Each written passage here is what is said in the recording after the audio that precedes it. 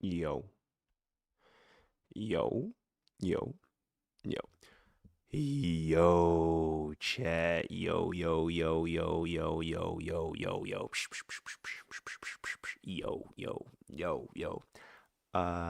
Today it is gonna be the start of our 4 p.m. stream every single day for the rest of our lives, chat. Right? Once I bring back this sleep schedule to Singapore, we are gonna be what? What? We are gonna be having 4 p.m. streams every single day for the rest of my life, which is really good, right? So hope you guys are having a great 4 p.m. day. For the past couple of days, I have been slowly converted to a soccer larper. Or is it football? Football larper, if I can say so myself. So I just watched the match with this afternoon with Norway versus Saber, right? Norway versus Britain, as well as Argentina versus Switzerland. Oh my god, bro. I'm starting to understand why people really like soccer, bro. It's such a interesting sport. Like the high, right? Honestly, like majority of the part, even though the scores might be like 0-0 for like 60 minutes or some shit, but like to see how close they are to actually scoring, as well as like the positioning, right? Whether do you like pull back your team or like you advance or like the counters, right? Bro, it's honestly super interesting. So I do must say that soccer is gonna be our brand new passion, and you could just call it's football. Well, last time I checked, people call it soccer here. So I don't believe that is gonna be too much of an issue, if I can say so myself. So we are gonna be. I mean, at the end of the day, wait, when is World Cup finals, anyways? Okay, we'll probably do a couple of World Cup stuff in the future. But the thing is, I don't really know how I'm actually gonna be able to watch World Cup, cause I'm watching right here from like the what you call like Fox One, like Fox in the TV. Um, yeah, that's pretty much it. You know what I'm saying? There's only semifinals left.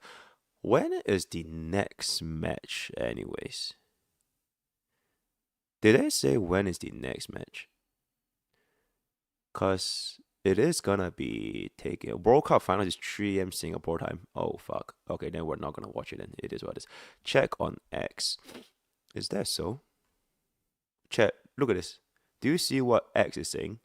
Even X says it's soccer, bro. See that? Soccer, right? So it's gonna be soccer if I can say so much. Damn right, hell yeah, brother. So what is the situation? Oh, July 14th, 12 p.m. What time is that? What time is that, Chet? Dallas Stadium. Okay, so it's my 12 p.m. in US, right? 3 a.m. Oh, this is 3 a.m. This okay. Right now it's 4 p.m. So if this is 12, it's 11 hours later. Oh, so it literally is 3 a.m. Okay, chat, respectfully, we're not gonna be able to watch this, right? There's actually no way we are gonna. Are they always 3 a.m. or is it like not finalized? They are not finalized. Oh, this is 2 p.m. This is 2 p.m. And then finals is it's 3 a.m. again. Oh, it's either 3 a.m. or 1 a.m. Eh? No. This is 5 a.m. Yeah, okay, so to 2 p.m. is 5 a.m. So it's only 3 or 5 a.m. Oh, bro, I don't know if I'm willing to sacrifice my sleep, bro, because it took me so long to adjust my brand new sleep schedule. All right, and I'm not gonna ruin my sleep schedule just for World Cup, right? So I'll see what's up. I probably will just like be watching it at our own free time, like the next morning or something. So the match you really want to watch is gonna be France Spain. Um, the funny thing is for the France Spain match, I land on Singapore on the 14th. So tomorrow I'm really flying back, but the flight is 19 hours long if I'm not mistaken. Wait, hold up. let me play some like random music in the background. Okay, listen to my CN BGM. Very plus 20. Very plus 20. Okay, wait.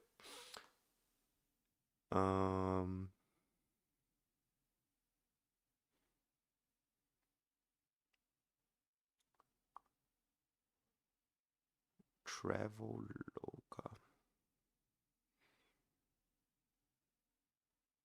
Okay, so I am going to land on the 14th of July, 12:20 a.m.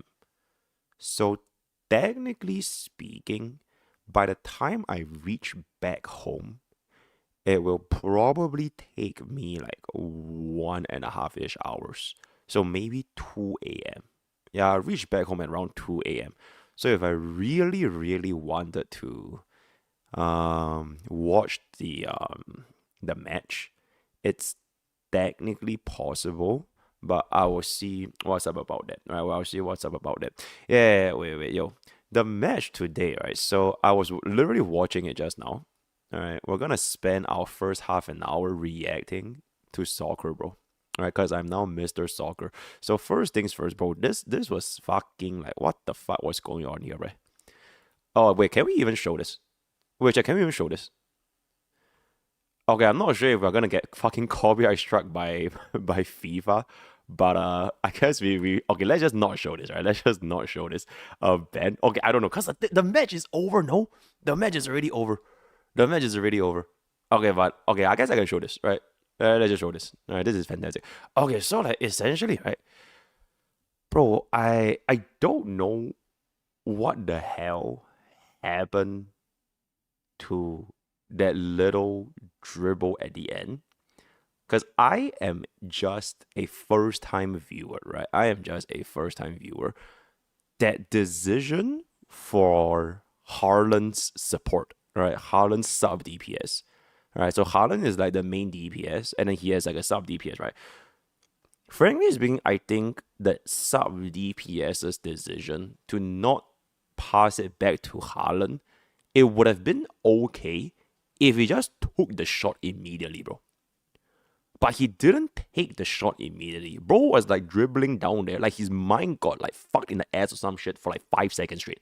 So he was just like standing there doing nothing until they had like 3 defenders on him. Then he decided to take the shot.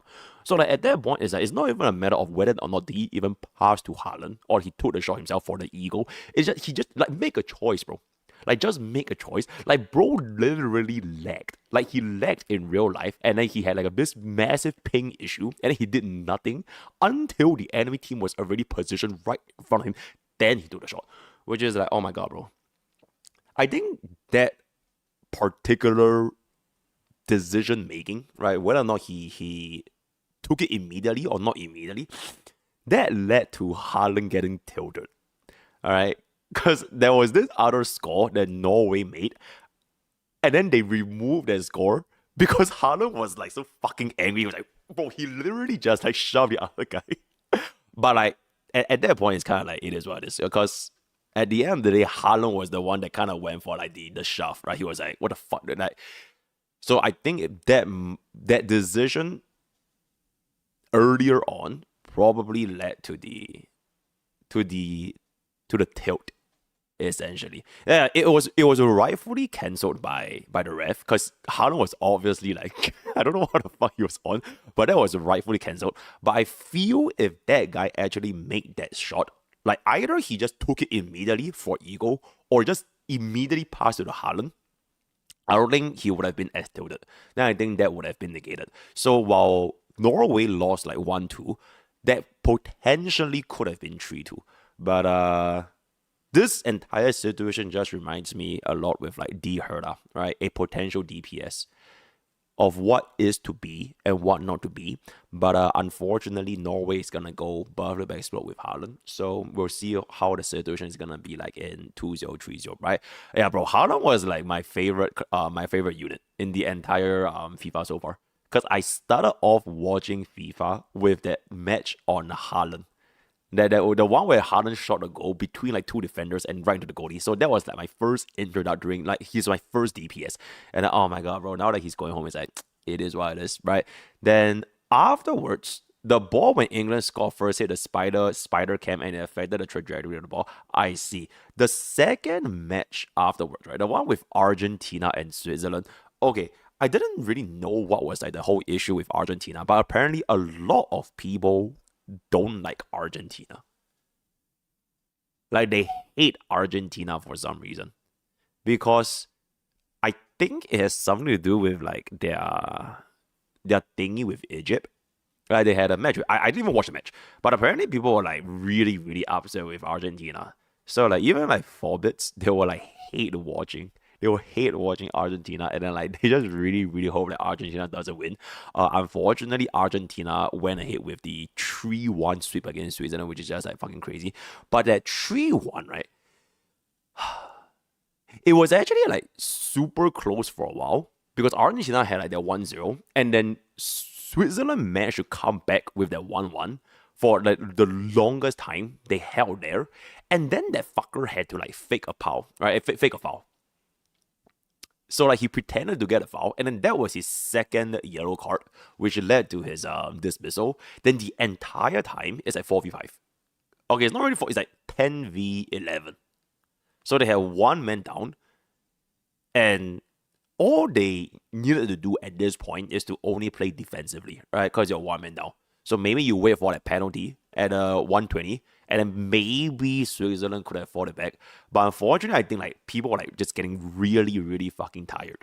All right, because I was watching like, oh my god, bro, everyone was like drained, bro. They were like sweaty and they were like shagged, they were exhausted. So like I think eventually Switzerland just didn't have enough stamina, and then Argentina scored in with the last two balls, so it's like 3-1. So at the end of the day is gonna end. This is the thing. Argentina is very aggressive and make very obvious fouls on their opponents, but they never get punished for it by receiving a card. Since getting a yellow card means you have to be careful with the way you are playing. So you're basically saying Argentina. So Argentina is like Firefly, basically.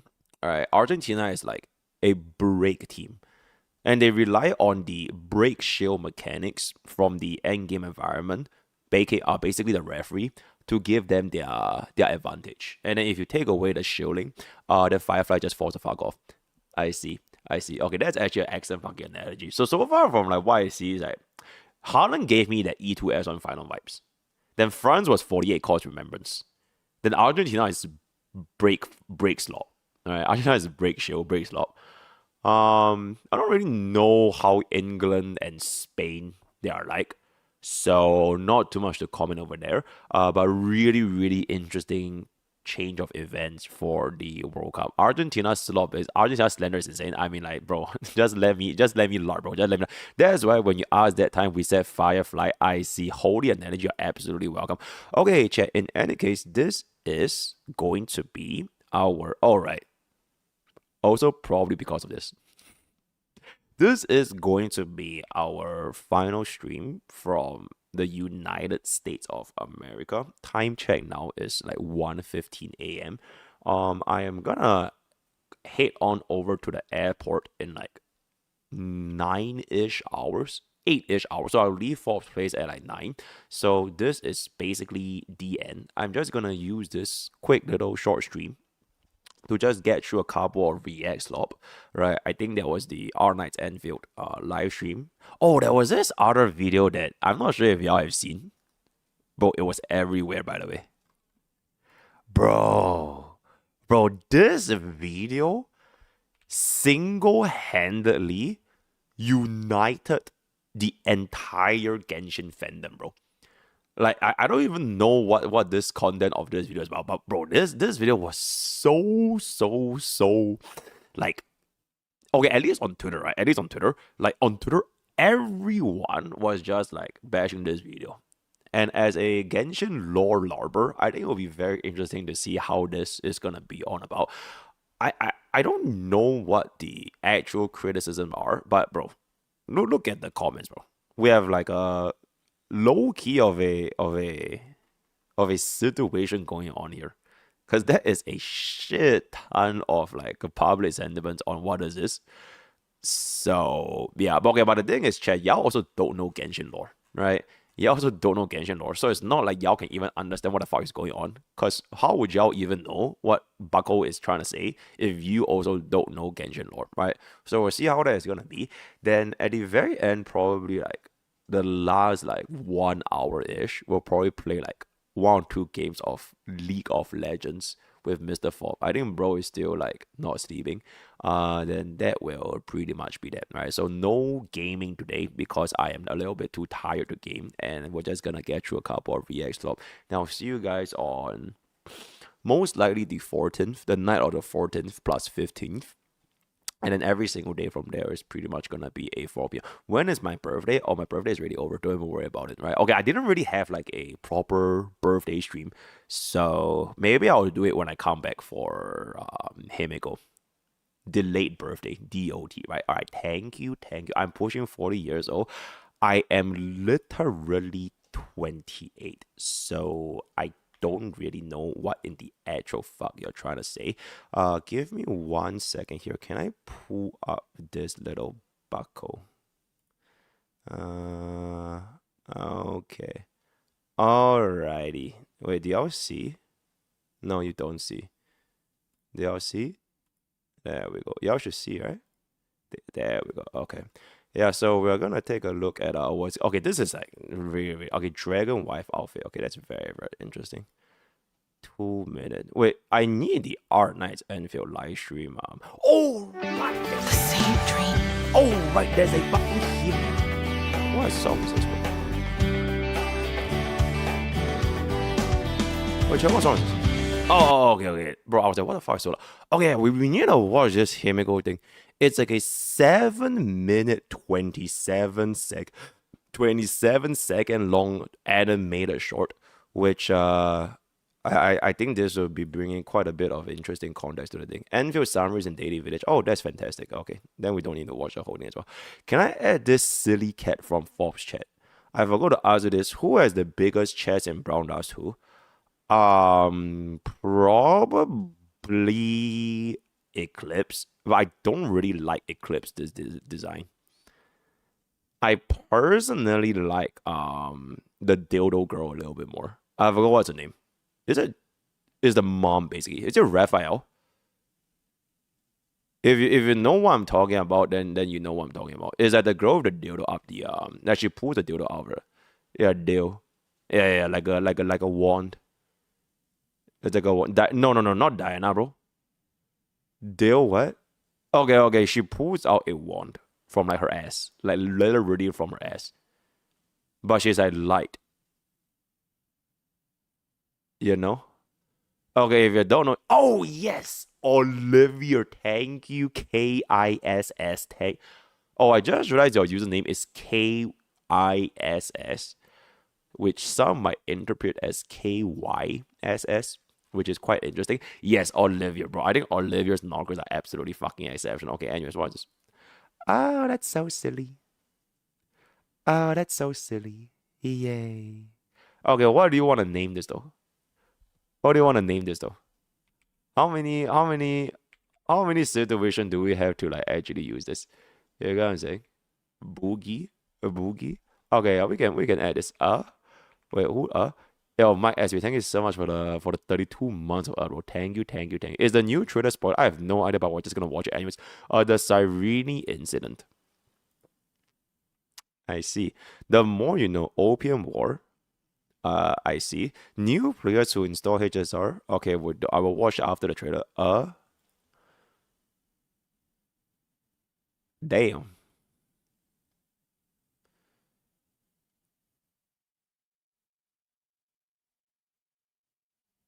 Okay, I feel like at the end of the day, right? I know she's like facials, hair, and everything, but she's just genuinely a little bit too short for my taste. So it is what it is. Check this Genshin short. Wait, chat, do you guys even hear this music? Okay, wait, let me pause the Spotify real quick. I'm not sure if y'all can actually hear the Genshin's whatchamacall thingy real quick. Okay, I think it should be good. Okay.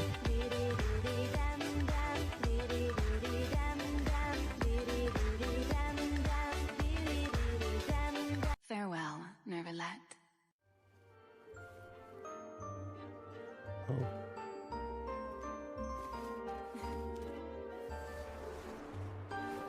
Oh.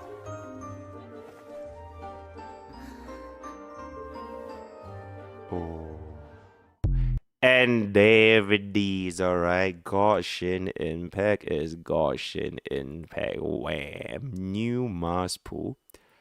Is she really a Mars pool? Wait, Chad, is she not a DPS? Wait, did they release Arcane's kit? Did they reveal Arcane's kit? Is she a Mars pool? She is a support? She's a support DPS. Wait, really? She has a DPS mode and a support mode. Okay, so you're basically saying if me as an Art Knights Anvil player, if I skip Gilberta and I skip Arcane, uh, do I just skip the game? Because I already skipped Gilberta and I don't really want to pull for Arcane, bro. I legitimately don't really want to pull for Arcane. Arcane account is bricked. It's over. Your account should just be deleted. How bad can it be, guys? Okay. The reason why I say how bad can it be, right? If you think about it, right? Bro, who the fuck actually... What was it? Okay, but who the fuck actually cares about version 1 units? There has not been a single gacha game that has relevant version 1 units, bro. Okay, maybe except with Godshin with Burnett. But like in terms of 5 stars, who the fuck cares, bro? Name me one version 5 premium 5-star or SSR unit in a gacha game that is still relevant. Scylla is not counted because Goryo is Goryo and they buffed her. So if they didn't buff Scylla, she would still be irrelevant, right? We cannot assume that Goryo's practice is gonna be the standard practice for every single gacha game. Venti, I mean, the Venti get buffed. Okay, like if they get buffed, it's not counted.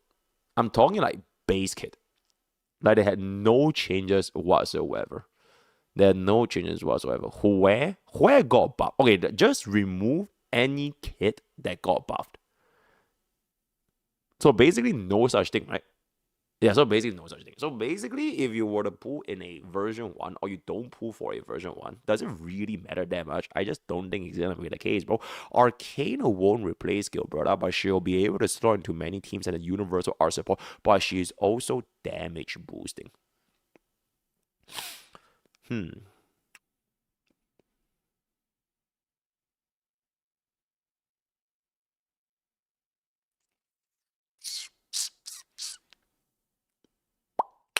Okay, the thing is, right, I don't know if I have enough pulls for Arcane, even if I like Arcane, because I think I have like 6 to 70 pulls left after we pull for Camille and Mifu. We literally pull for both units on Camille and Mifu.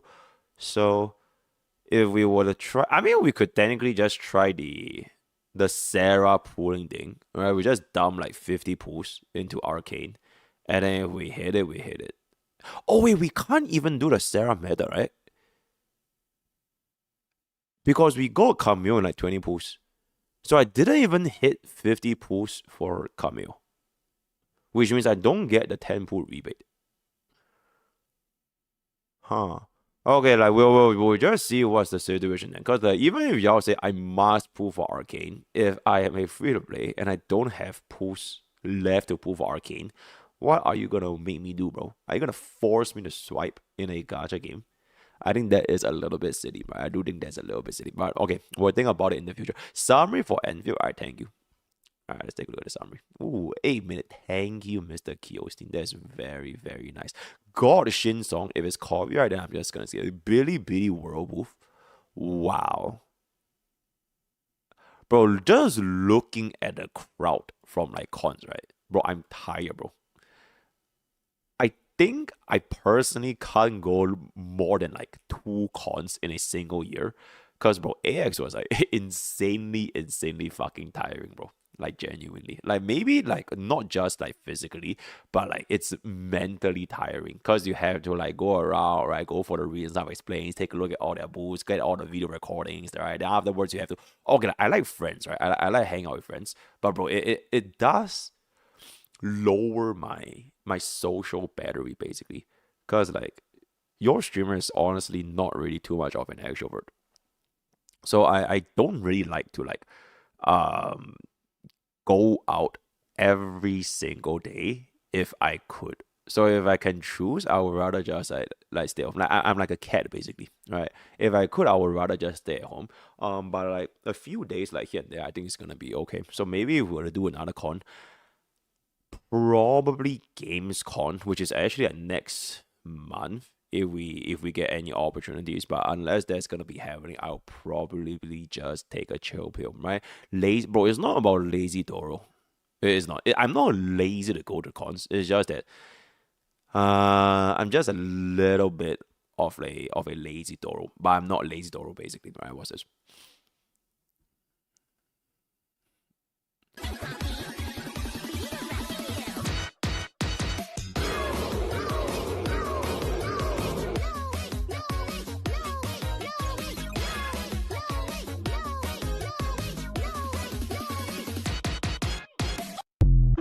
What the fuck did I just watch, bro? So is Yada's favorite teammate Haaland? Holy shit! What the fuck? Okay. Oh, that's really good. That's really good. That's really good. That's a good ass little shot right there. Yeah, that yeah. New Bourbon song for Fanta collab. Nobody ever drinks Fanta, bro. Wuthering Waves EP. Did we not watch this yesterday? All right, with that, we have come to the end of our daily village. Thank you, thank you, thank you. Let's clear through Dear Pokey real quick, and then we'll see what we have real quick. What if when we meet Robin, she decide that she wanna come with us so she can be with her brother and becomes an Astro Express member? Maybe. Should I choose Free Archer or Gilgamesh? Hmm. Gilgamesh. Gilgamesh. Hello, I need help. I'll send $10. Oh, wow. If you don't mind taking a look at Andre, I started this account on Facial's release and blah blah blah blah blah. Wondering what would you do from here on out? Okay, for $10, right? For $10, I think that is a excellent deal. Hmm. Number one, I noticed you didn't write in your signature weapons, signature Lycon, so that is a little bit concerning. Number two, I feel your team is honestly fine. You have a very high cost invested Remembrance, and you have a very high cost invested Finon. The one that might be a little bit weak is your E1 Lingsha team, which is definitely not going to be performing as well compared to a sustained C2 Firefly. But I okay, personally for me, I would definitely skip Himiko Nova. Like if I had this on my account, I would skip Himiko Nova. There's no point for me to pull another team because I think you have three very solid AF team as of this moment. I would skip out. Okay, unless the later end of version 4 they release like a potential support that could work with like future version 5 units, which at that point we're basically just guessing. If I can't finalize or like confirm that, I will just say for a version 5 archetype, then use the version 5 archetype to replace the Lingsha DPS. Yeah. Maybe they release because nobody said that break is just gonna be a one patch thing, right? So maybe they release like a version 5 main DPS that's also a break DPS, and then that unit power creeps Firefly, power creeps Link, power creeps every single break DPS, and then you use that version 5 break DPS with your E2 Fuke and E1 Dahlia. So that would be a case that I can see. And frankly speaking, I don't think it's that bad if you want to build a fourth team, because from the way that you play HSR in general as a player, you're definitely gonna have more than three teams the longer you play the game. especially you started in like day one, right? So even if you have to build out beyond like three teams, I think it's fine. Because sometimes like they just take away all of the, or like for example, right, if they take away all of the shared environments for break, then you might as well just use another team if you want to invest in the other team. Cause I think HSR is still a gacha game at the end of the day, and what makes a gacha game fun is to play new teams, right? But don't overextend too much. Like for example, I think version 4 are completely fine skipping, but version 5 when it comes out, you're gonna have like what another 1,000 pools for the entire version, and you say about everything here. It should be more than sufficient to go right. All right, thank you. Hello, Mr. Lord. Hoyo announced 4.4 MOC will be 1 week shorter, so 4.5 will be 1 week shorter. This is important because 4.7 aligns perfectly with Amphorius in HSR 2026. So if we lose to Assad in 4.4, we go to new Amphorius and bring Cyrene to defeat him in 4.8. Absolute cinema. Wow. So this is 914 and 928. And then this is the 12th, which is the day of Amphorius. That is a very, very interesting theory. Some might say a game theory, if I can say so myself. Here's the thing though. I don't think we are bringing back Cyrene 4.8 because it's too fast. They need to, or rather, okay, I would rather them let Cyrene stay uninvolved in our story for a while longer before deciding to bring her back in the future. Cause like it's been barely 1 year and then bro just comes back. So I think it will be better if they just do it for like version 5 instead. So that's gonna be that, right? Maybe we bring back Mimi, like not actual Cyrene, but like Mimi. So like RMC gets like a second half or some shit. Okay, but anyways, hello, MrPokke. I feel this is a day late, but happy birthday! Congratulations on reaching 28 years old and being able to look smacks everyone you checked. Thank you, Mr. Skywalker. That is very, very kind of you. Dear Lord Pogi, I hope thou and thy wife have a wonderful birthday too, but I pray thy birthday joy was 100% complete and not like 1%. Thank you, Mr. Wise Music. Thank you.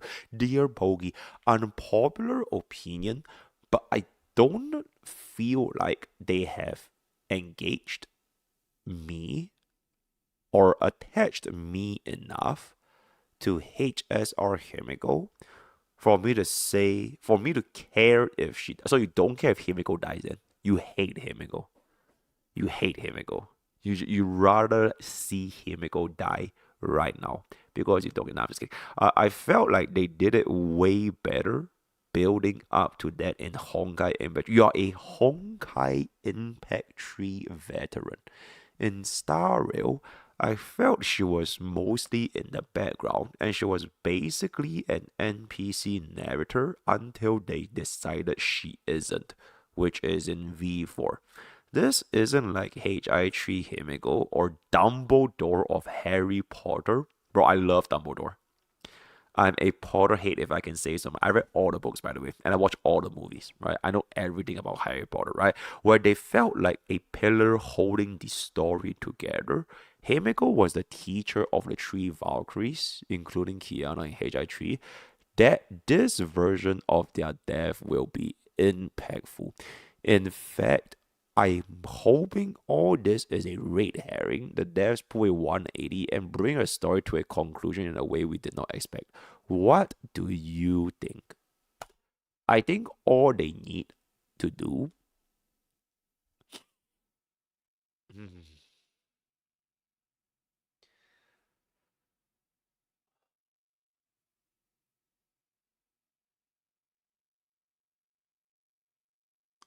Okay, so here's what I think, right? Here's what I think.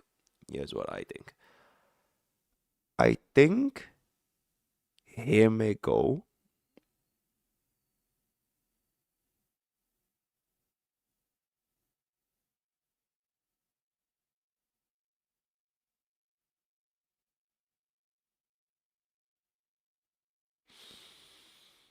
Hmm.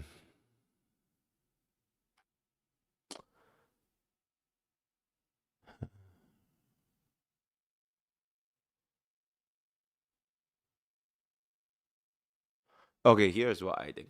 Right. This is the best way to conclude Himiko's arc. They should make Himiko a D Herta support.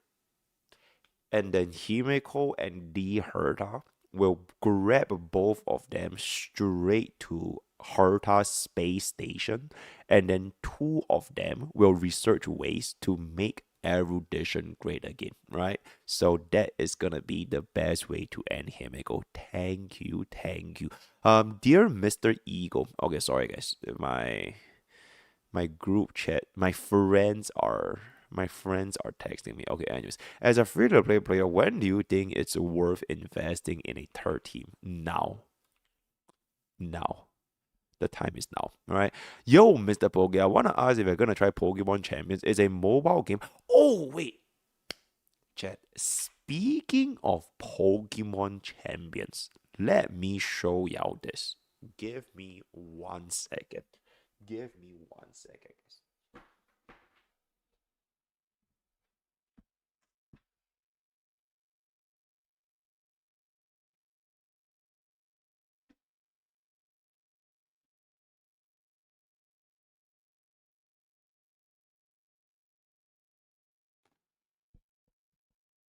Oh. So,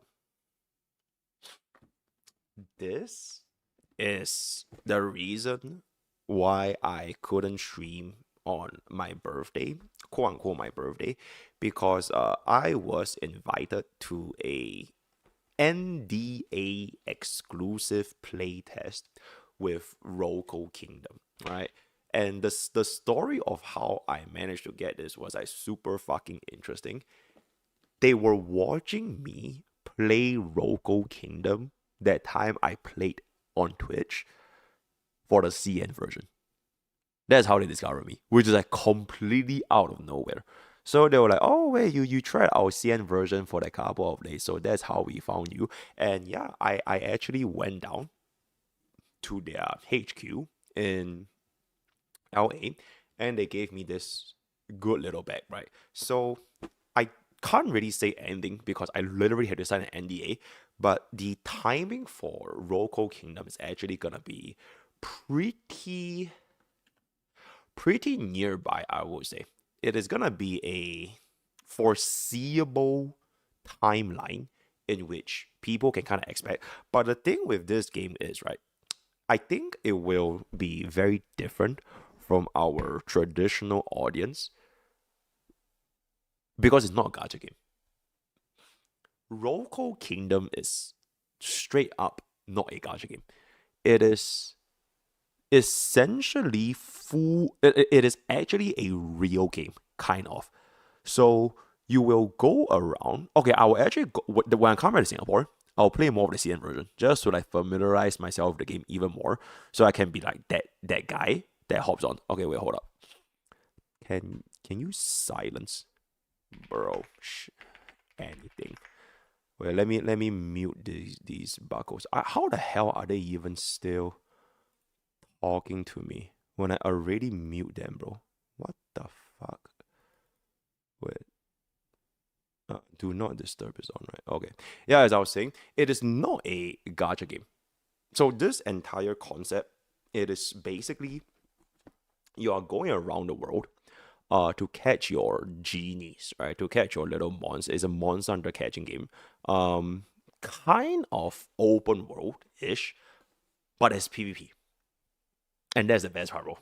So it's turn-based Pokemon like monster hunter catching competitive PvP and not a gacha slop. So I would see how that is gonna be going, which is why like, I thought this was a pretty interesting little topic since bro literally did mention the Pokemon champion kind of thing. And the thing they gave me right here. Hold up.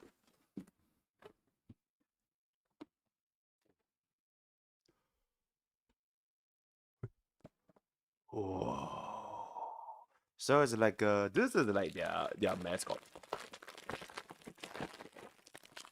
Oh, so this is basically like the starter genie that you are pretty much gonna be getting. And this thing is like really, really good for the early game.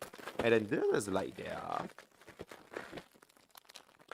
it's like this dot guy, and this dot is like everywhere.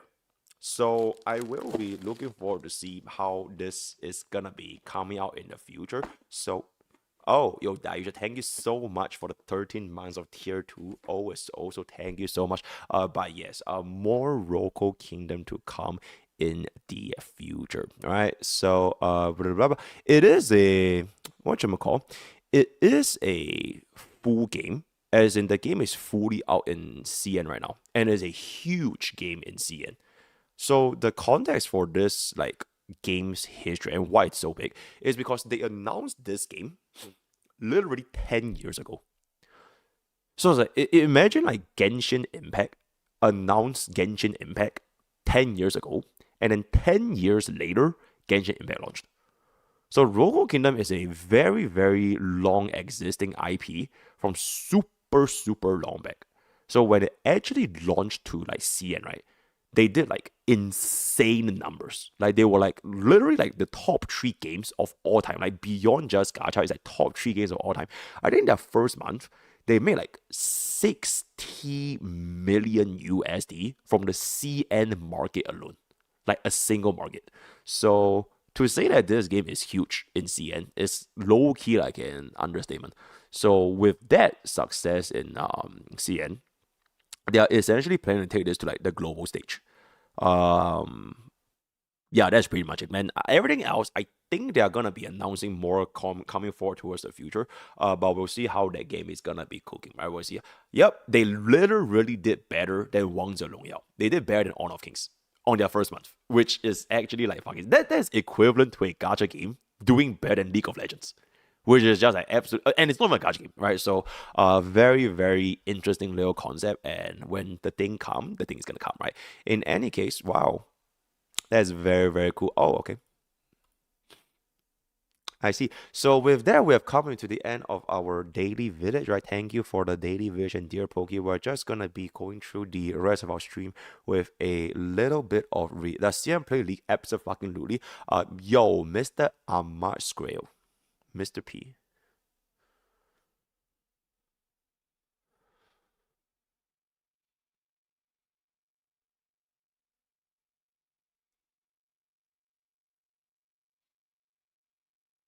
It depends. Because last time I spent my life watching UBW, watching Zero, and watching Heaven's Fuse in order to prepare for the Fate collab story in HSR. I almost killed myself in game, right? So I don't know if I want to go through all that. Okay, but I guess it will be a pretty fun thing to do with chat as well, right? Just to watch Fate Strange Fate, for the sake of watching Fate Strange Fate, right? So thank you for the prime, right? Okay, let's get through our React Slop, because I do want to just take a chill. It's already 2 a.m. Then after we're done with React Slop, I'm gonna instantly do a couple of league with Mr. Forbu, because I think bro also needs to sleep quite soon, right? Okay, should we just do Himeko first? Okay, well, let me tell you right now to get me this timestamp. Wait, actually, you know what? Who are awake? Are any of my mods awake? Okay, Baga player. Thank you. Okay, Mario. Okay, just tell you. This is timestamp, right? I want this reaction ASAP. Actually, I think I can record this. Wait, hold up. I'll be nice. Okay, I'll record this. It's good. Okay. Right, 4, 3, 2. Hey guys, Mr. Star, last in the US, and we do have a Himiko trailer, so bada boom morning. It's raining, like always. Oh, check this one. That is where your journey ends, and mine begins. Quick, take this! That thing's almost here! I did? Oh, are we going back to H? Oh my god, wait, you're in H. Use my wish power! Oh, the bit up.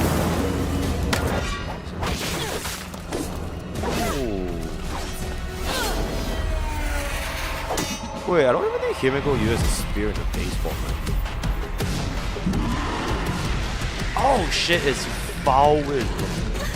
It's Vowin. Your weathering curse is worsening. Your weathering curse. I'm fine. We stick with the plan and defeat the Herald of Death first. This is way too loud. Did I not make it even softer? Okay, how about this? This is better.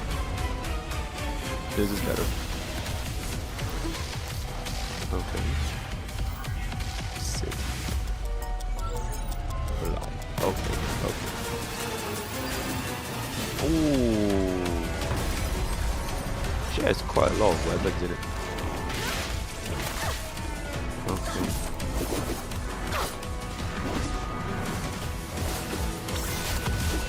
Oh. Chat, you know why they're like struggling this hard? Because Wish Armorers is the greatest Elation shield boss in the history of Elation. And unfortunately, Himiko is not an Elation DPS, so she really has to try like everything. Ooh, very, very cool animation. Ooh.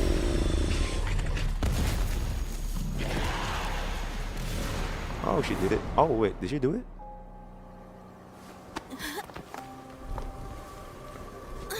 Oh, shit. Even that couldn't take it down.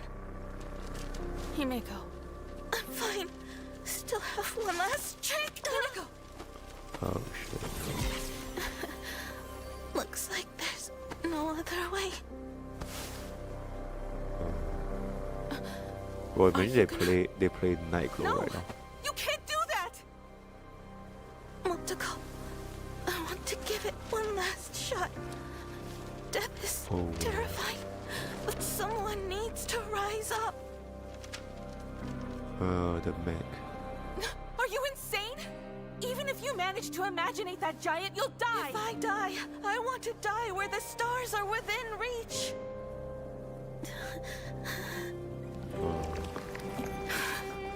You're just too stubborn. Oh my gosh, she made the mech. But that's why you should become a navigator. Himeko, you brought me to life. My wish is to fulfill your wish. Come on.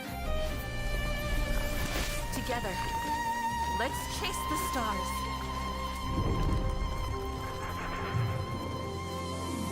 Oh, star-chasing giant from Pagana. Holy shit. Bro, she literally became my breaker. Star Blazer. Star. Set forth. Oh. We must crawl forward. Even if we burn to ashes. Holy. This shall be proof that we lived. Holy. Oh my god, she literally has it like a Freedom Gundam, like the little Dragoon system.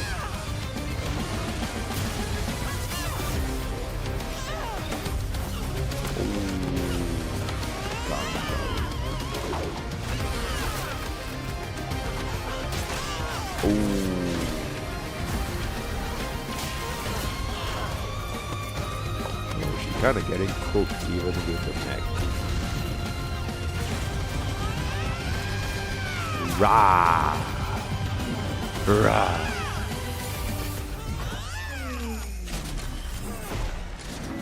Oh, she ran out of juice, bro.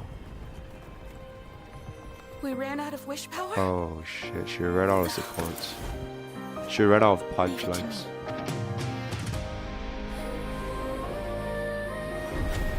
Holy. No! No!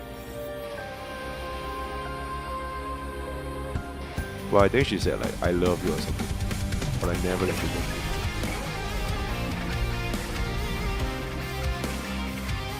Ooh.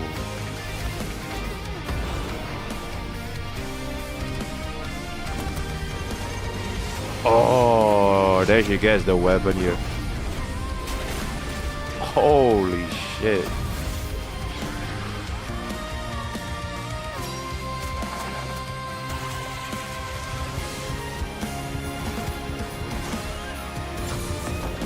Oh my god, it's the song. It's the Astro Express song. It's the login music. Oh my goodness. Holy shit. Honkai God Rail. Oh, that's such a cool little like remix kind of thing that they weaved in the intro, the lobby music. John Starville. Oh shit.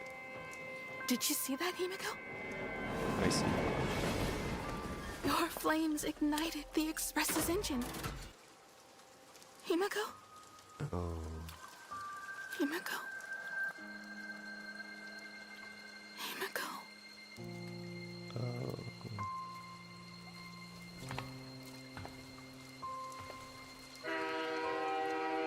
Dude. Oh, God real.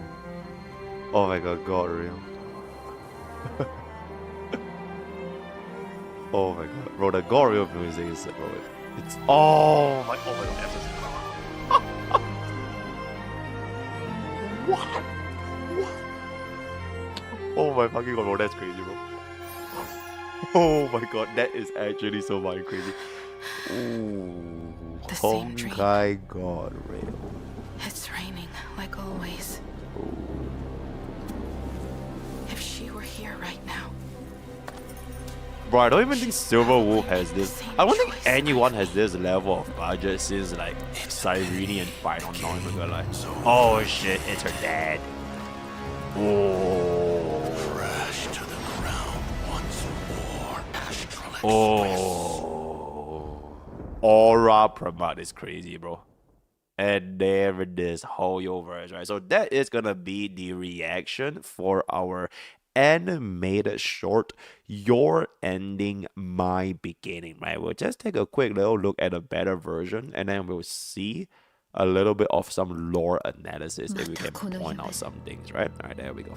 止む気配のない雨あんたの終点で And 私の始まりまたか早くこれを sure, it's the same VA as Page 3.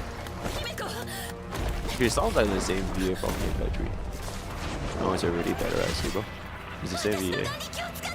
Oh, that's crazy, bro. Ooh.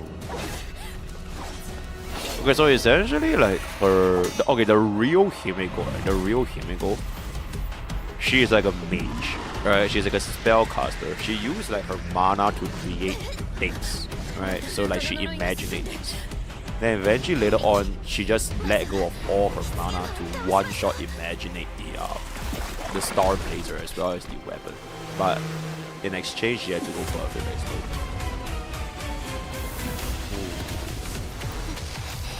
Bro, okay, wait. I just really want to say, right? If the 4.4 story, I just really hope that when we play the 4.4 story, bro, I cry like a fucking baby, bro. Because okay, I'm just gonna be so honest. The entirety of Plan Arcadia so far, I think the storytelling and the execution has definitely seen a lot of improvements compared to Amphorius, right? But the actual story of Plan Arcadia, I still feel they don't really hold too much of a candle compared to Amphorius. That being said, Amphorius is already completed, and the real turning point for Amphorius to start ramping up was also around 3.4. Okay, to be fair, like 3.3-ish, 3.4, like probably into Finon, right? So if 4.4, and also if you think about it, Panacony also had like their peak around 2.4/2.5, where we had like the final boss against Sunday. So, it was also 2.4. No. Panacony also had their peak at 2.4. Because 2.5 was when we ended and we went into Xianzhou, right? We went back to find Fei Xiao Yunli in 2.5. So 2.4 was the last one, no? Or am I wrong? Oh, it was 2.2. Wait, really? Panacony had their peak at 2.2? That's so early. Didn't we go find Fei Xiao at 2.5?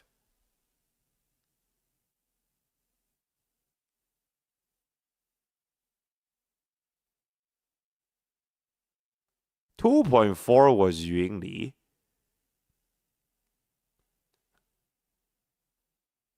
Really? Okay, you know what, Trevor? Respectfully, I can't fucking remember, right? Main point being, this 4.4 story, I hold this to a very high regard.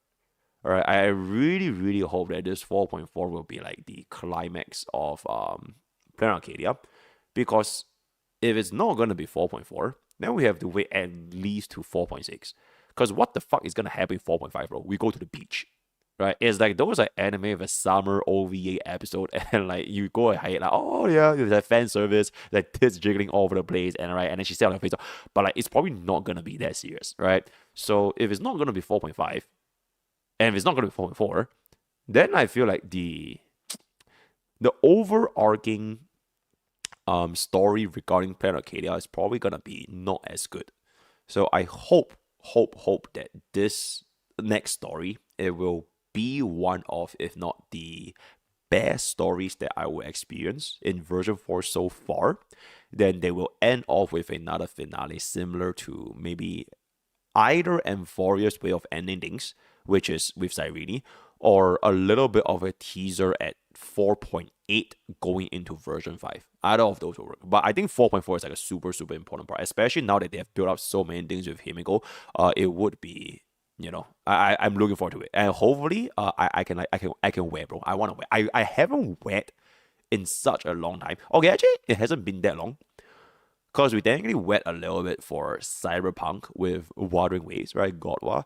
But like in HSR, I've not wet in a long ass time, bro. We have not wet since like 3.7. So looking forward, right? Looking forward. Anyways.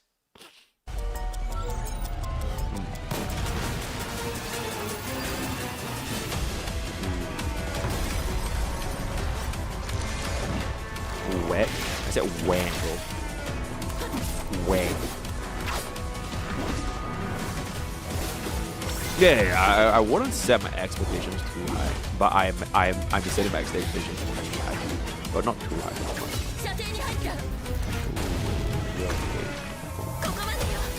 Coco Mud.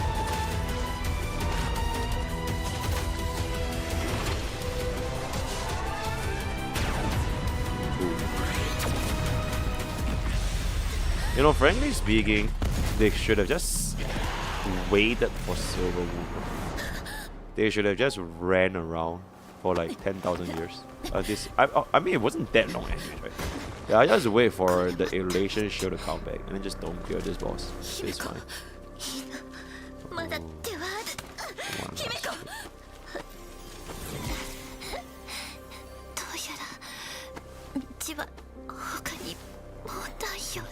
B Bubble.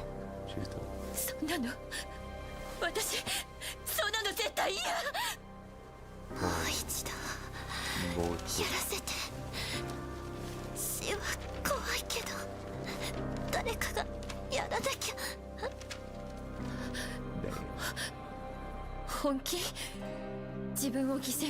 Insane. 巨人を作るたとえ死ぬとしても星空にもっと近い場所で死にたい。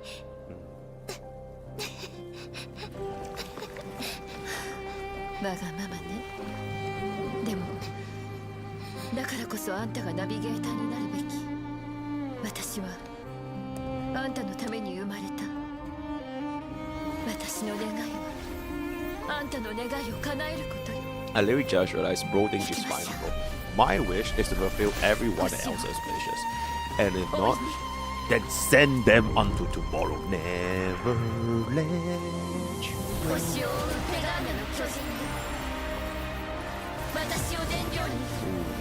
Also, I can't be the only one that sees like Mavuega, right? Because like, this gives me very like Mavuega vibes right now. And the whole hair being like Super Saiyan, and she's a redhead, and she has huge tits, and she's like, like ooh, like big. There we go. There we go. Bro, I can't wait to react to the Genshin video. It's gonna be so fun because I'm a Genshin lore lover, so I'll look forward to see what she's gonna be saying.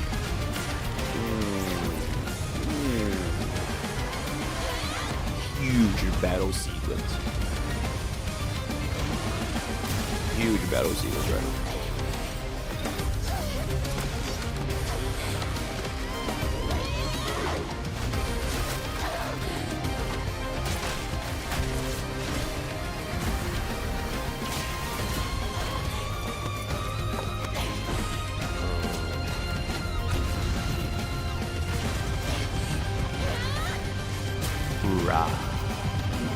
Actually, you don't need to hold up everyone.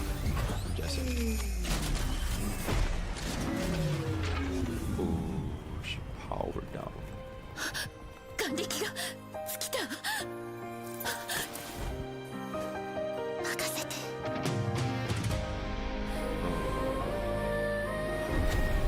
Oh.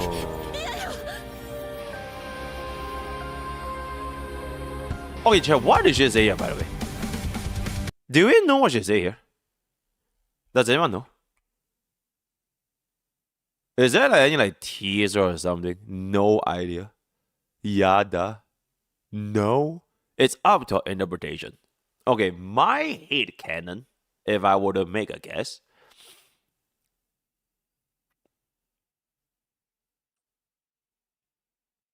it's probably something along the lines of like lead our journey starward. Like the slogan for HSR. Alright, lead us starward. Or like trailblaze our path forward. Thank you. See you tomorrow. Go, man. Himeko. Alright. I'll see. I'll look forward. I'll look forward to what's up. Go, man is crazy.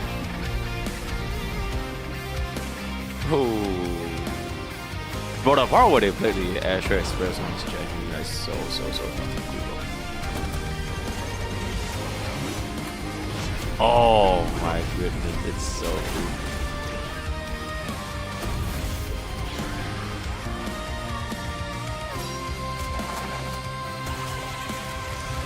cool. Rah. Oh yeah, this part, bro. Oh, this part is so nice. Oh my god, bro. It's so rah, bro. It's so nice, bro. It's edgy genuinely so fucking nice, bro. Holy shit. Oh. And there it is. Oh, bro, that's so nice. That's actually so nice. Bro, I'm not crying, but bro, that's so nice, bro.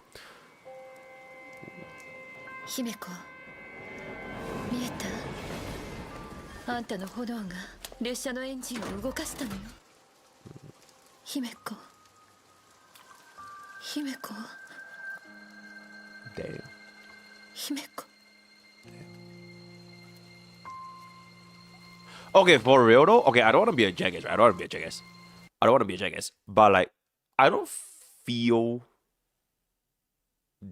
that disturbed or depressed that she went for the butt flip explode, because me as a player, right, as a viewer, I don't have that much of a emotional attachment to the real Himeko. Like, even though we know that the Himeko that has been with our journey, like the same Himeko that was like our like mom, right?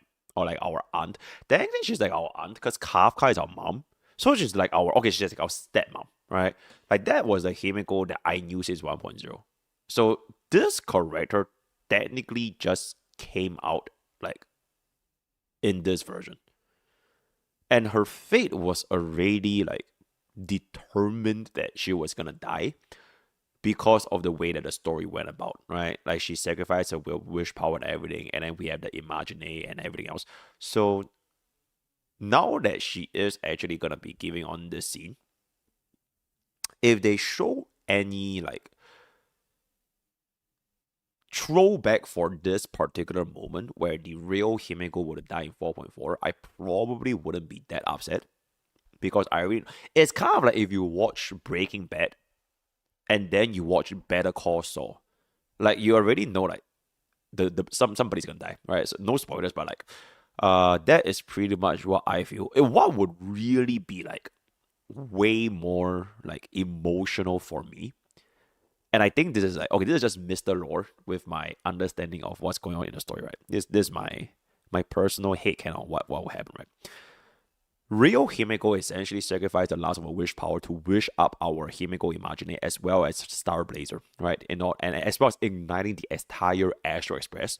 So she pushed her personal wish and hopes to be a navigator onto our imaginary Himeko. So in a sense, our current Express Trailblazer Himeko with us is carrying the wish, literal wish, right? Wish power, the wish from the original Himeko that went perfect explode, right? So it would be way more emotional if a similar thing were to happen in 4.4, in which Himeko, which is the Himeko that we know, also makes a similar sacrifice. Also makes a similar sacrifice that could be required if the final boss we're up against is okay. It's no longer gonna be like the this flower buggle, right? It is literally gonna be Asad Pramat. So if with a thread like Asad Pramat, I think that would be super emotional. If the very daughter that Asad Pramat has been like raising up the entire time, literally just say nah. She just says no, and then like she slams everything that she has to basically take out Asad. I don't think we're actually gonna kill Asad Pramat. He's like too fucking strong, but like seriously like hinder Asad Pramat. And then that was like Himeko's one final lesson, and then it cuts to black, plays Night Glow, and then everyone in chat cries like a fucking baby. That will be my headcanon vision of what were to be super emotional for version 4.5. Okay, anyways, let's just finish this a little bit more. 姫子 Yep. Bro, I think my lore analysis is honestly super good, chat. That's why they call me Mr. Lore. Alright, so, yes, sir. Ooh, and then they play the little sequence right here. Holy self-face. And there it is. Oh, this part is so nice. Oh, this part is so nice. Log in music. It will be quite interesting. Absolutely totally. I 100% agree with you.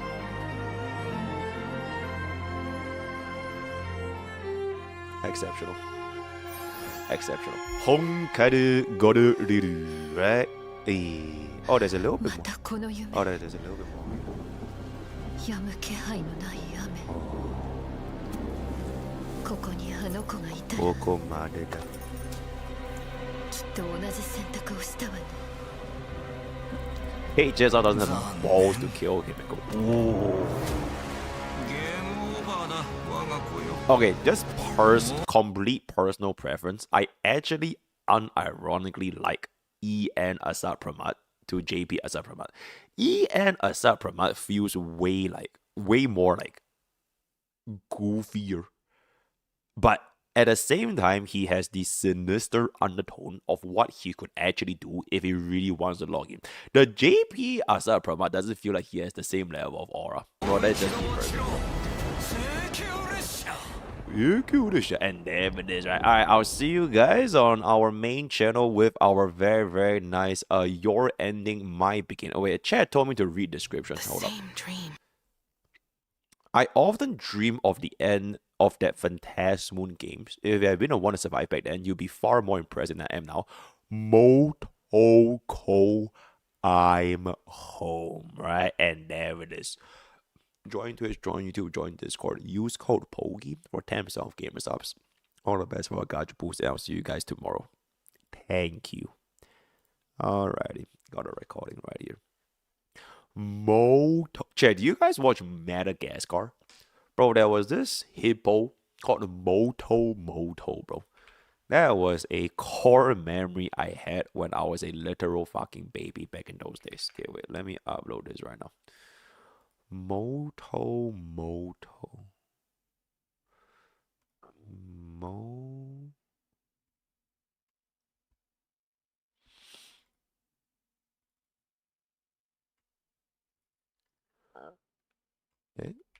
Okay.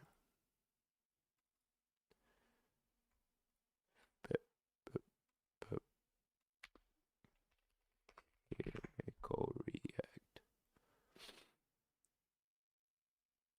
Okay. Alright, so with this one out of the way, Moto likes you. I like them chunky. They like them big. I like them chunky. Okay, after we're done. Okay, let's just finish this real quick because this is kind of short, right?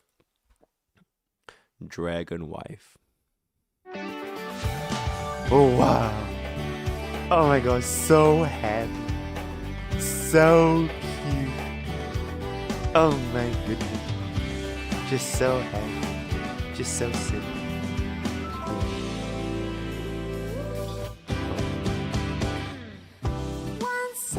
Yeah. into the 5 years and tears forced from lying.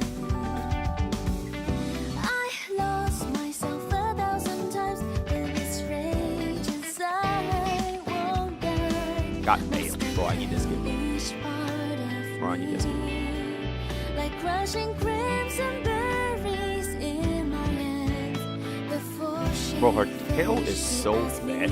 I can't even see her ass. That is like the only complaint I have. Whoa!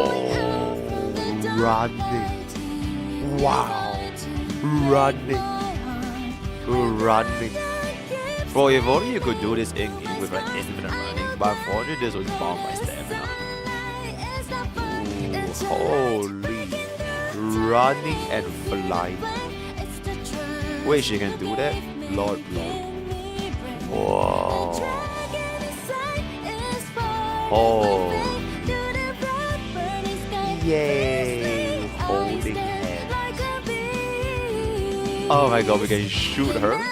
Oh, we can shoot her with our gun. I see. Oh, I'm definitely gonna shoot her a lot, bro. Alright. Yay. Bro, I bet that motorcycle crashed after that. That did not look like it was gonna land, bro. It was probably gonna end up like a tree or some shit, right? Okay, really, really nice Shinku E OVA, and I'll see you guys on the Clip channel. Thank you, thank you, thank you, right? Okay, Art Knight Enfield version 1.4 summary, because nobody has all that to watch a... How long was the actual live stream chat? It was like more than 1 hour long, if I'm not mistaken, right? It was like super, super, super, super long. Which is, hold up. Okay. Wait, hold up. Oh, okay. Yeah. There we go. Okay, okay. Yeah, 1 hour long. Okay, now we can just watch Kyostin's summary, right? Okay, summary. Hello guys, in this video I'll show you a summary for Enfield 1.4 version preview, so too long don't read version of it. First of all, the new patch reports have been sent to your mail. Just log into the game and claim it from mail system. You can also use... Y'all can y'all see? Or is it just me? Y'all can see fine, right? Y'all, are the subtitles cut out?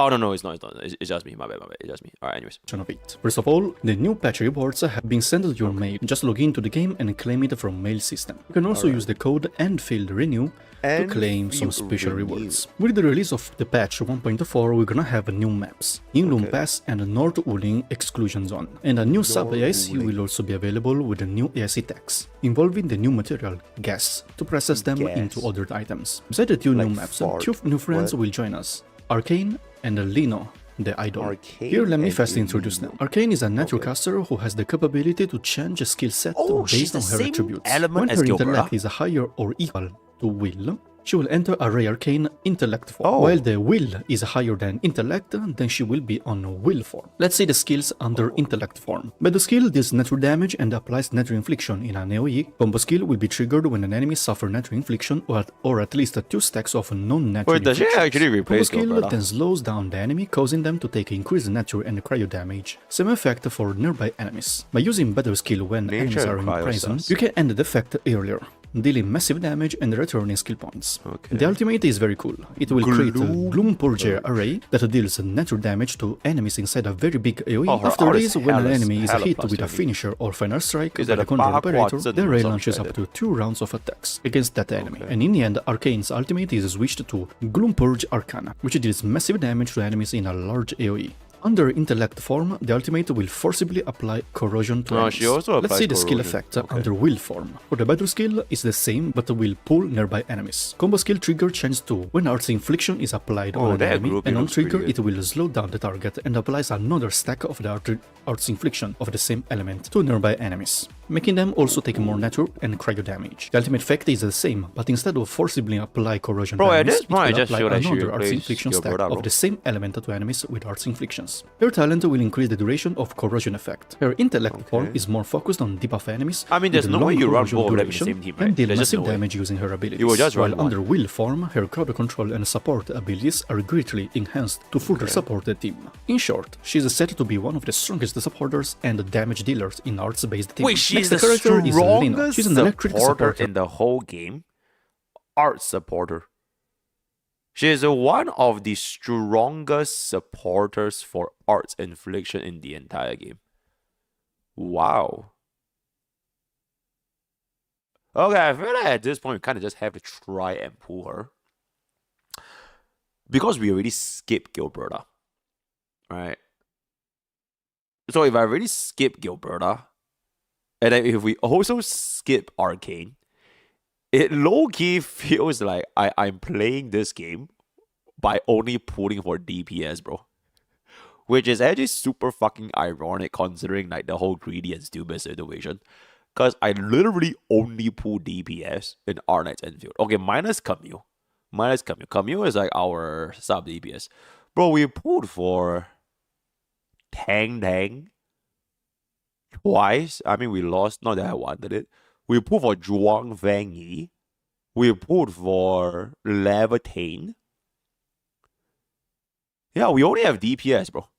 I don't even have like a proper dedicated support essentially. You know what? I blame Tang. I don't even know why the fuck did we even try to pull for Tang. Because I don't even have an ice DPS till this day. I don't even have last right till this day, by the way. So, anyways, yeah, okay. We'll definitely try to pull her then. Because if Gilsney is going to say she's like the strongest art supporter, then it's probably going to be really, really good, right? It's going to be really, really good. The supporters and the damage dealers in arts-based team. Next, Sounds the character is Lino. She's an electric supporter who can give a prolonged attack buff and heal operators during combat. But the too skill consumes heavy. very little amount of skill I don't points like and it when they're enters a too heavy. vocalist stance for an extended duration, giving attack boost for the entire team and periodically Oh, she's healing also a allies and support. attack enemies. You can exit the vocalist stance by using the skill again, Wait, which she's doesn't also a consume support. any skill point. Combo skill is triggered when she's in vocalist stance form and when arts infliction is consumed or applied on an enemy. She then will deal electric damage, healing the control operator and gains additional ultimate energy to herself. Combo skill cooldown is short, so use it to charge ultimate quickly. Her ultimate will enter in Cosmo Voice stance for a period of time while healing entire team, dealing damage and forcibly applying electrification to enemies in a large AoE. While active, the stance will periodically damage enemies and give allies electric and natural amp. So the new banner Oh my for god. Arcane Okay, and so Lino, with also the release of holy shit. Is that official art? Oh, that's fucking crazy, bro. Okay, so first of all, bro, she gives me Oshinoko vibes. You know Oshinoko? The idol? Bro, she gives me hella Oshinoko vibes. Second of all, so Face Shell is gonna be what? Cryo and nature, right? Face Shell is cryo and nature. Whereas she is going to be what is she gonna be? She's gonna be electro. She's gonna be electro. Electro and nature. Okay. So I'm guessing you're using her with like Zhuang, right? Is that the case? Because I don't think Zhuang has a good enough electro support at the moment. Alright. Okay, so she is for Zhuang. Main push support. Bro, how the fuck am I gonna have enough push chat? There's no way, bro. Okay, wait. I don't even know if I can log into R-Knight's Enfield right now. But I technically downloaded the game for R-Knight's Enfield. Money deal. Chat, hear me out. How about we don't spend money on gacha games? How about it? I think that's a great suggestion, don't you think? Excellent suggestion. Oh, thank you, Bob. Right? Yeah, I think that's a great suggestion to not spend money on gacha games if possible. 3K on Star Savior. Star Savior is not a gacha game. Star Savior is a competitive PvP turn-based strategy mobile game. Yep. Wait, give me 1 second here. I'm a little bit scared that my PC or rather my laptop might explode. See if I can pull this up. Hold up. debit card is free to play. What the fuck are you saying, bro? Okay, hold up. Arknights. Arknights.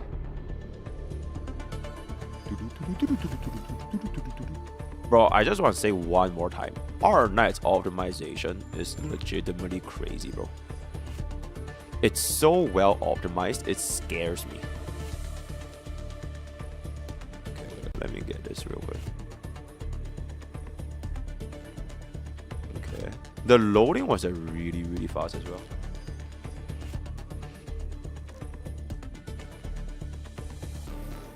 Okay. The shaders part is always like hella laggy, so you know what? I'm just gonna let this load the shaders in the background. And then we are just gonna finish up this VR real quick, and then we'll come back, right? I'll mute this real quick. Okay. Enemies in a large AoE. While active, the stance will periodically damage enemies. And this one. So the new banner are for Arcane and Alino. Bro, what the fuck is this difference, by the way? Bro, this is some E0 splash art versus E6 splash art, bro. The art style is so fucking different. Is that it's completely not even from like this. I couldn't even tell they were like what I legitimately thought they were fan art, which is like kind of crazy. But I really like her particular And art Alino, right here. with also the That's release of very, 2 new very good. weapons. Both are signature weapons for the new characters. 2 new weapons will also be added to the Protocol Pass. They will suit the new characters as well. Alright, New AIC Factory Preview.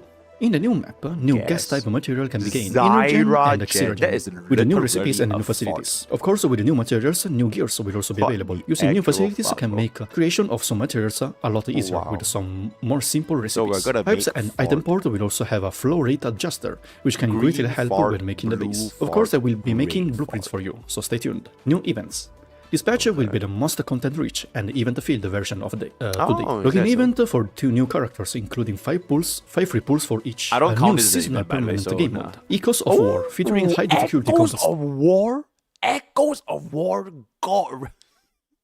Okay. stages. It contains different stages with different mechanics. I Each see. season includes multiple cycles, and each cycle contains 3 stages with 3 difficulties. Each stage has 3 tiers of rewards based on the difficulty you clear. Keep in mind that by clearing the easiest difficulty is sufficient to obtain all or various rewards for the stage, so you don't have to worry about missing out premium currency if you cannot clear all difficulties. And you can use operators multiple times across all stages. Okay. By clearing higher difficulties, you will get stars. The total stars earned across all 3 stages is your cycle rate. By completing I brutal difficulty and clearing Brutal additional challenge, difficulty. your stars rate will receive a lustrous boost. The highest total rate achieved across all cycles of current season is your final season rating, and you will get a season title, which can be displayed at the friends-related screens. This in short So is that the elite endgame is game badge. mode. New event, Heat Rage Mega Oh, Raid, wait, is a wait, game wait, mode will receive a I'm and sorry, you will I'm get a season LARPing. title. Short is the end.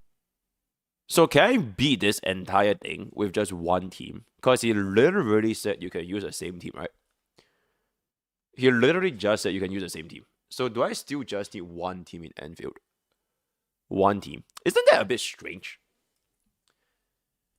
That in Enfield you only need one team for like pretty much every single content in this game.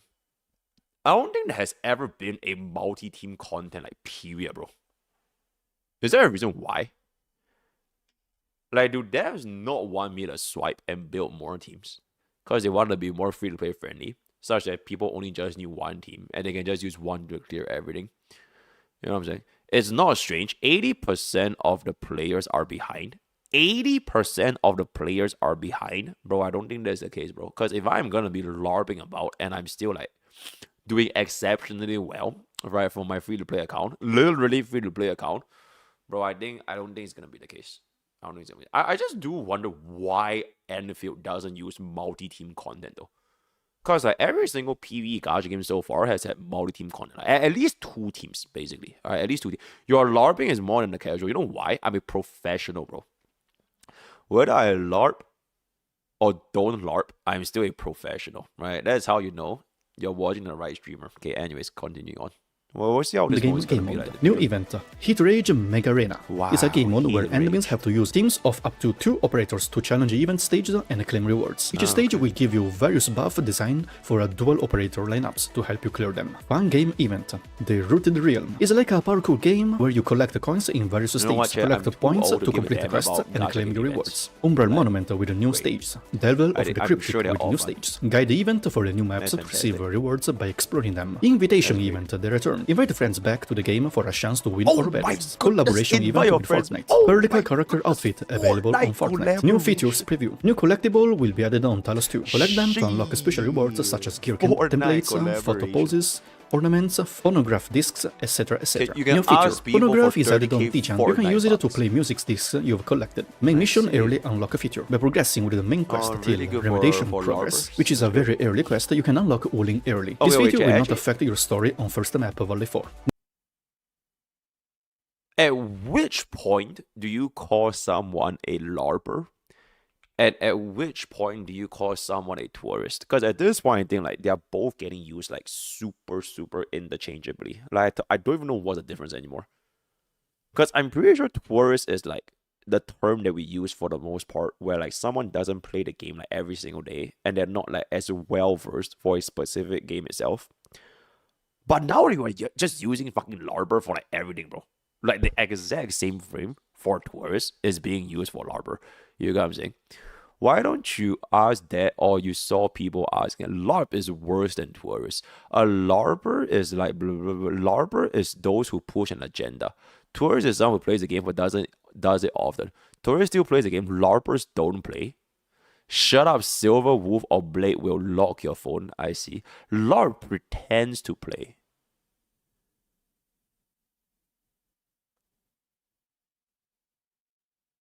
So a LARPer is a tourist that doesn't identify as a tourist. Am I right or am I right? Sorry, I don't understand. What the fuck? Why did my watch just like go off, bro? Yeah. So a tourist is self-aware that they are a tourist. But a LARPer is a tourist that thinks they are not a tourist. Yes? Okay. Okay. So basically, Chet, what would you call me then? Think very carefully before you speak, by the way. What would you call me? What would you call me? You better say the right fucking word right now, bro. And there it is, right? And there it is. That's right. Good job, Chet. I am, in fact, a tourist, right? I have never, ever proclaimed to be an expert in things that I am not in. I am happily a tourist for multiple gacha games, but I don't really care about whether or not I'm going to be an expert. The only game that I would say I'm like, not even like an expert, but like I'm not a tourist in, is probably God Rail and Star Savior, bro. Okay, but at this point, mainly just okay. Actually, I take it back. I feel like I understand quite a bit with most gacha game stories. Like not to the level of like a lore expert. But I feel like I essentially get what's going on for like all the major gacha game stories. Like I'm caught up to all of them. Alright, I'm caught up to Genshin. Okay, no, wait, I'm not caught up to Genshin. I'm definitely caught up to Zenless. And then Wuwa just dropped their new story, which I haven't tried. And I'm definitely caught up in All Knights Enfield. You get what I'm saying? You get what I'm saying? Bro, I probably know more than Chet. Bro, Chet doesn't know what the fuck's going on in the story, bro. You know why I know that? Because, bro, every single time we play a story quest, right? Whenever there's more than 2 minutes of dialogue, Chet is like, oh my god, bruh. Oh my god, bruh, yep. Yep. Especially if the yep is not by a female character. Or the, oh my god, yep. So you have no idea what the fuck's going on, right? At least I understand them, right? Even if I were to like talk to Chet and I analyze them, bro, I'm fully aware of like what's going on, right? Okay, so it is. New What it is. Let's transmutation wrap it up a feature little to change progression Oh my materials. god, New bruh, operator a specific male arsenal unit is defense talking crate. to By me. completing the combat drills, Oh my you god, can gain bruh. those crates containing max Yeah, artifice babe. gears that fits this operator. Yeah, Keep in babe. mind they may not be the strongest and best gears for said Oh, this operator, is like so God we Rail's still rarely encourage you to recon craft the event, right? production lines to craft the other gears. Wait, New is that feature, rarely gears recon crafting event from backward God Rail? I think compatibility. that was Now you rarely can switch recon. which It's gear really components to use to craft the gears. You can just Okay. craft the one gear component production line in your AIC basis. Using the newest gear component, Okay. you will receive a discount though. so it's recommended to use that. New feature, operator artwork. You can now check operator 2D artwork from the operator interface. New item, Okay, info bro. update pack. Okay, bro, I love face out, right? But bro, this artwork doesn't do her justice, bro. Bro, she looks like she has no idea what the fuck is going on. Like someone just took a picture of her while she was in the middle of acting like shocked. It's like, huh? Huh? And then they just took a picture of her. Like she looks silly. She looks like she's lost. So I don't really know what this artwork is. But okay, I think she doesn't really look that good. From the operator interface. New item. Info update pack. Is there Allow someone you took to like change a your item glam shot birthday feature. Set your birthday to Arcana. receive special rewards. Oh my god, is that my Companionship birthday? Wait, did Earth Knights Enfield have a special birthday update just for me? Because I had my birthday 2 days ago. Wow. And they would give me a whole ass cake. Wow. That is rewards. really Companionship celebration. To celebrate the half anniversary with the Enfield, there are some rewards. What? First of all is the code I mentioned at What? the beginning, Enfield Renew. To receive T-Creds and the safety helmet for photo mode. Okay. What the Special fuck? program review which is sent to your email in-game. it's Tribute pretty of Companionship login event. To get 3,000 ore barriers, 5 basic headhunting permits and a 6-star sword. Celebration event. Fortune, connect and win. Crash 14 times to get at least 5,000 ore barriers. Version quality of life optimizations. New proper noun definition feature in story Noun dialogues. definition. Automatic repair shared zipline on use.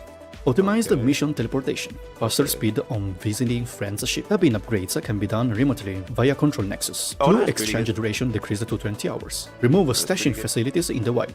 Conduit connection saved in blueprints. Conduit no idea connection what it is. distance using straight line measurement. Ooh, Conduit connection limit 300 increased to meters. 300 Oh, okay. meters, That's and the pretty good. teleport won't break it. View mode control optimization for overlapped pipes and belts. Zoomable production chains in the database. Increase the facility capacity limit in Wooling City. Adjustable visual effects for operator skills. Refined enemy targeting settings. And some graphic optimizations. Future version preview. 3 new operators. S, an Imperial C? Guard. What's her name? C?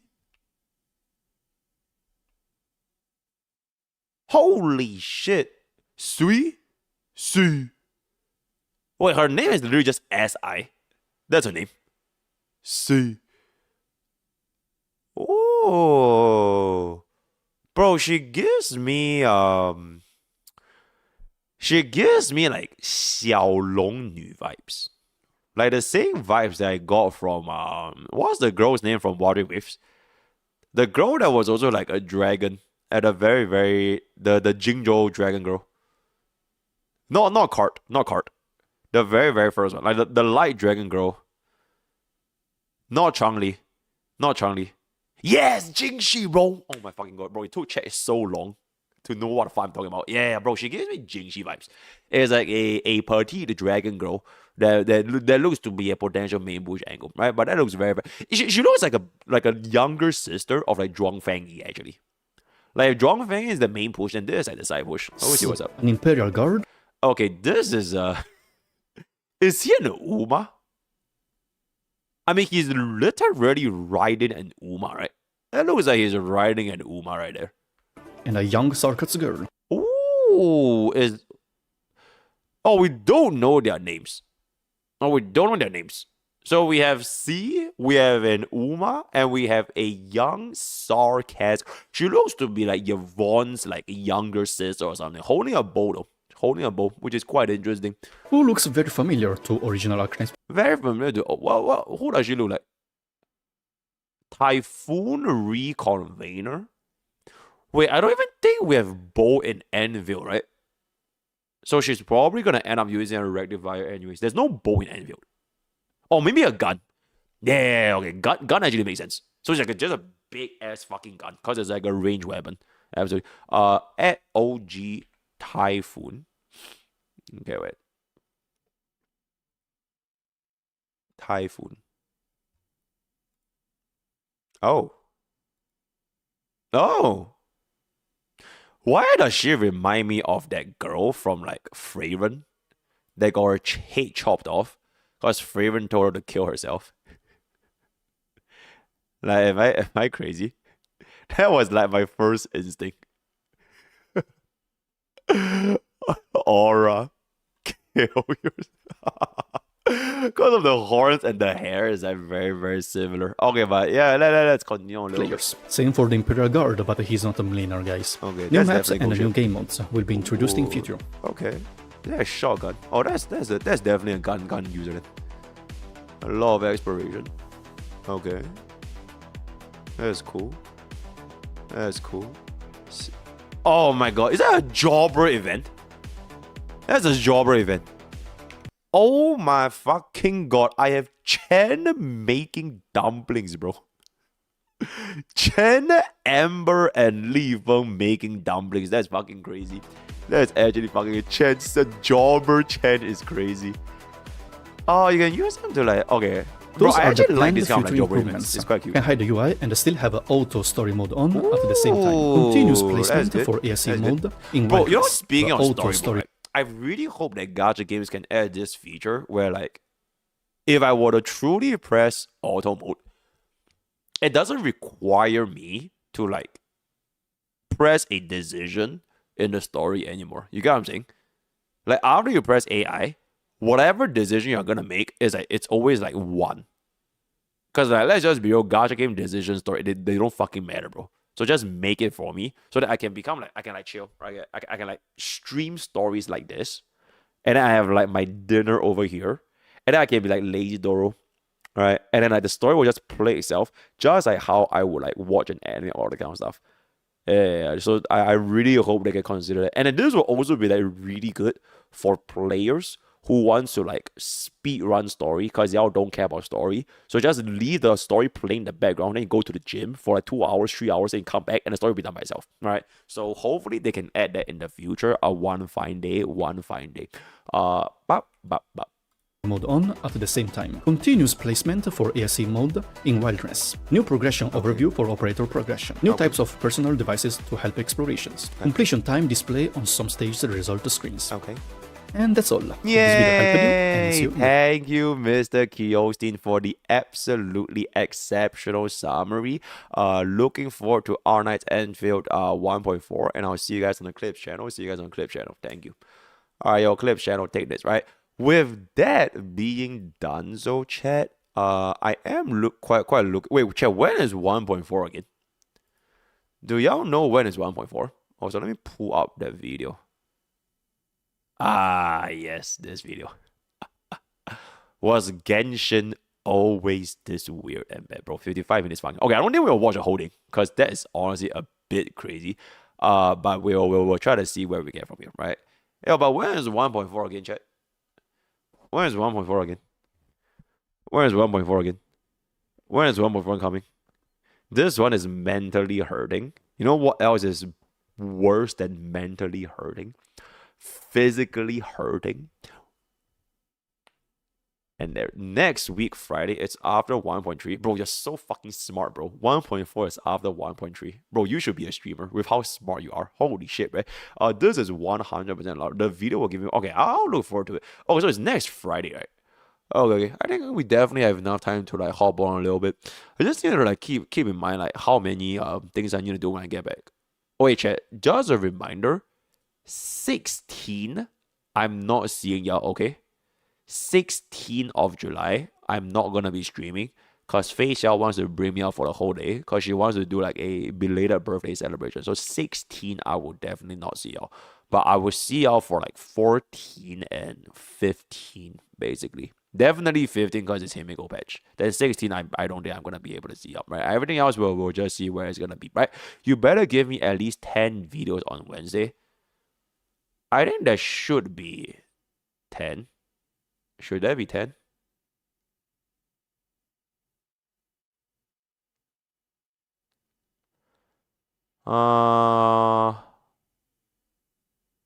Okay, wait. Shinku guy.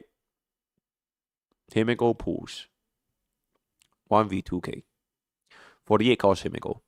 Before we pull Himiko. Wait, who is Himiko's rerun, chat? Chat, who is Himiko's rerun? Remind me who is the rerun banner for Himiko? Anexa? Bro. Oh, Avanite Anexa DHPD. I don't think we need to do it before we put. Okay, we'll see what before we put we do. But it feels kind of sloppy. Maybe we just do all three combined. So that's that. I really want to do 4.4 story ASAP though.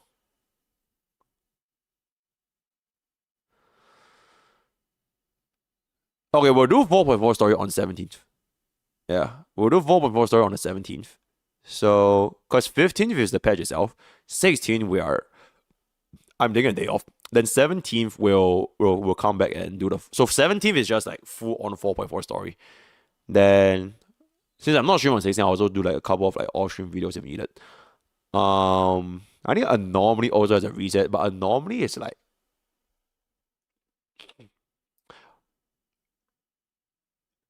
it depends, right? It depends. Cause bro, I fucking hate the whatchamacall, the amount of time it would take for Anomaly. So maybe we need to trim that down a little bit. Cause we can't keep doing every single team for Anomaly arbitration for the rest of our lives, right? Cause it's getting like longer and longer and longer and longer and longer. Cause we started this series with like version 3. Bro, you can't expect me to do this for every single version update. Like, imagine I reach like version 6.7. There's like 30 different teams. Like, bro, it's just not happening, bro. So, we're kind of, I need to trim down a little bit. So, we'll probably no longer do like, those not as popular teams anymore. Which is really salty, right? So we'll only do like the casual friendly teams. There may be a couple of teams that I personally enjoy playing, like for example, Fei Xiao. And then the rest of the stuff, we'll see what's up. Now you're the HSR, you have to do it. Pay me then. Bro, give me a reasons up by explaining for HSR and I'll gladly do it for like 30 teams. Because 30 teams is going to take us like 4 hours, I'm sure, right? Okay. Yeah, but videos are going to be coming in very soon, especially on Wednesday. Skip GM. Oh, I have not done GM for so long. EA for Fate is on the 24th. So we haven't done yet because the actual unit only comes out on the 24th, which is 10 days after Himiko's banner. Yeah, it's 10 days after Himiko's banner. So there's no EA until the Fate units actually drop.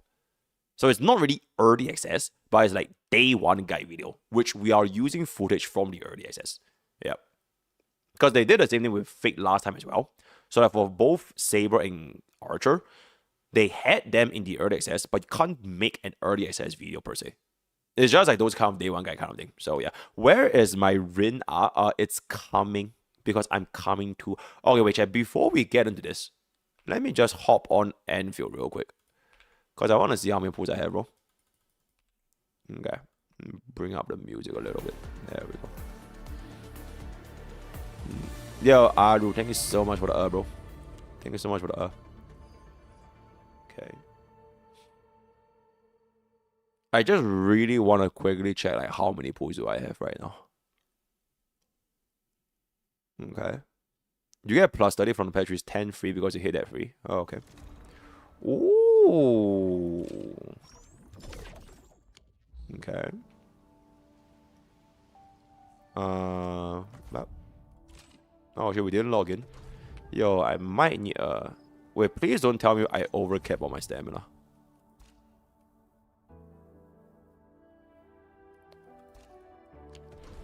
Oh my god, bro.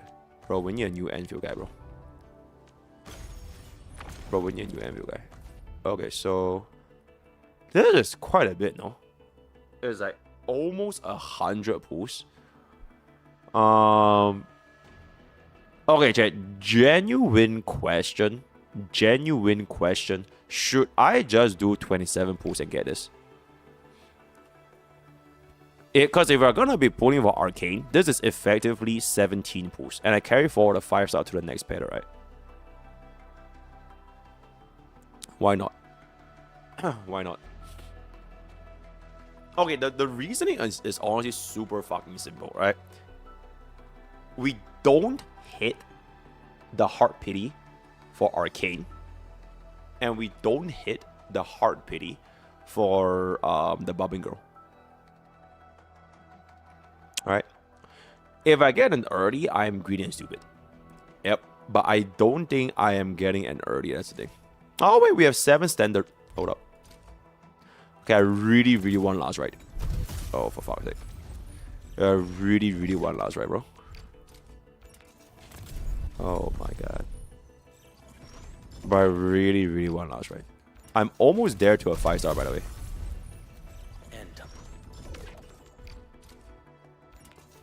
Bro. Oh my god. Bro, am I not at soft pity? I'm 14 pulls from a 6-star. Is this not soft pity? Bro.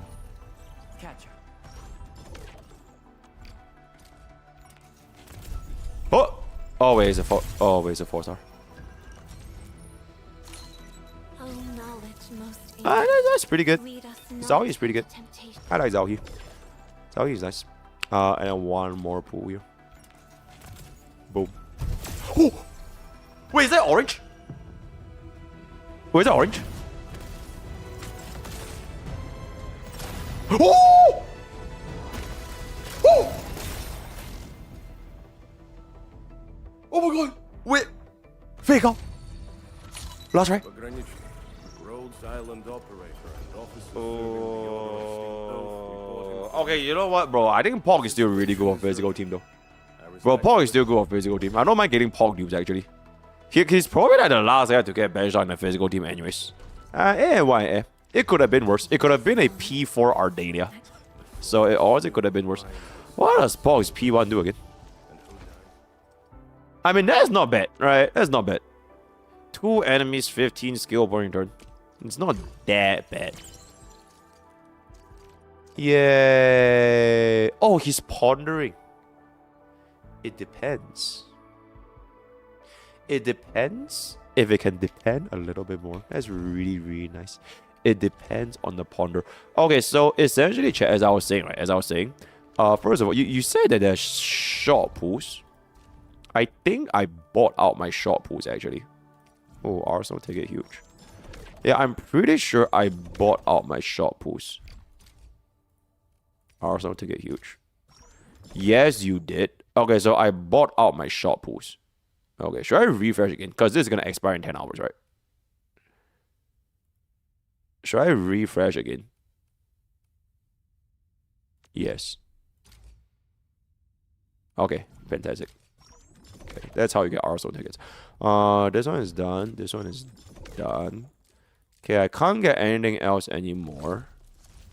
Okay, yeah. So essentially, as I was saying over here, if I commit 27 pools here, it means it will be 50 pools to a 6-star in the next banner.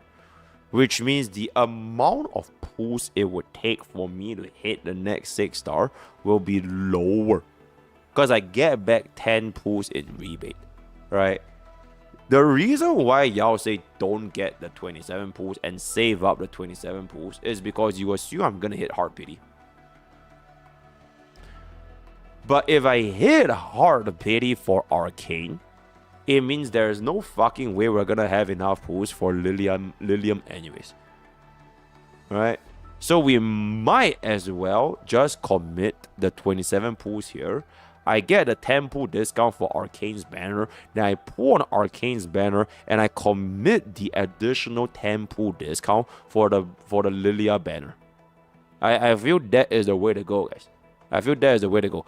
All I need to do right now is I don't get it early. Alright, I just want 27 pools in, get myself a 10 pool rebate, and then we'll just get into Arcane with a 50 pool pity towards a 6-star, and we get a 10 free pool.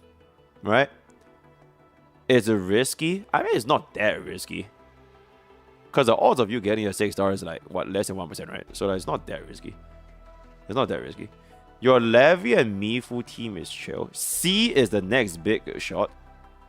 Wait, but y'all told me Arcane is the next big shot. Or is every single unit a fucking big shot in R9's Enfield, bro?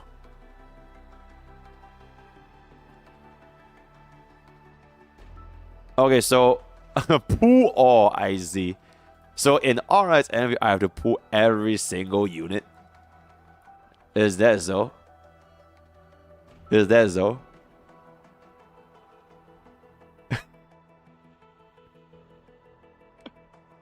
Ooh.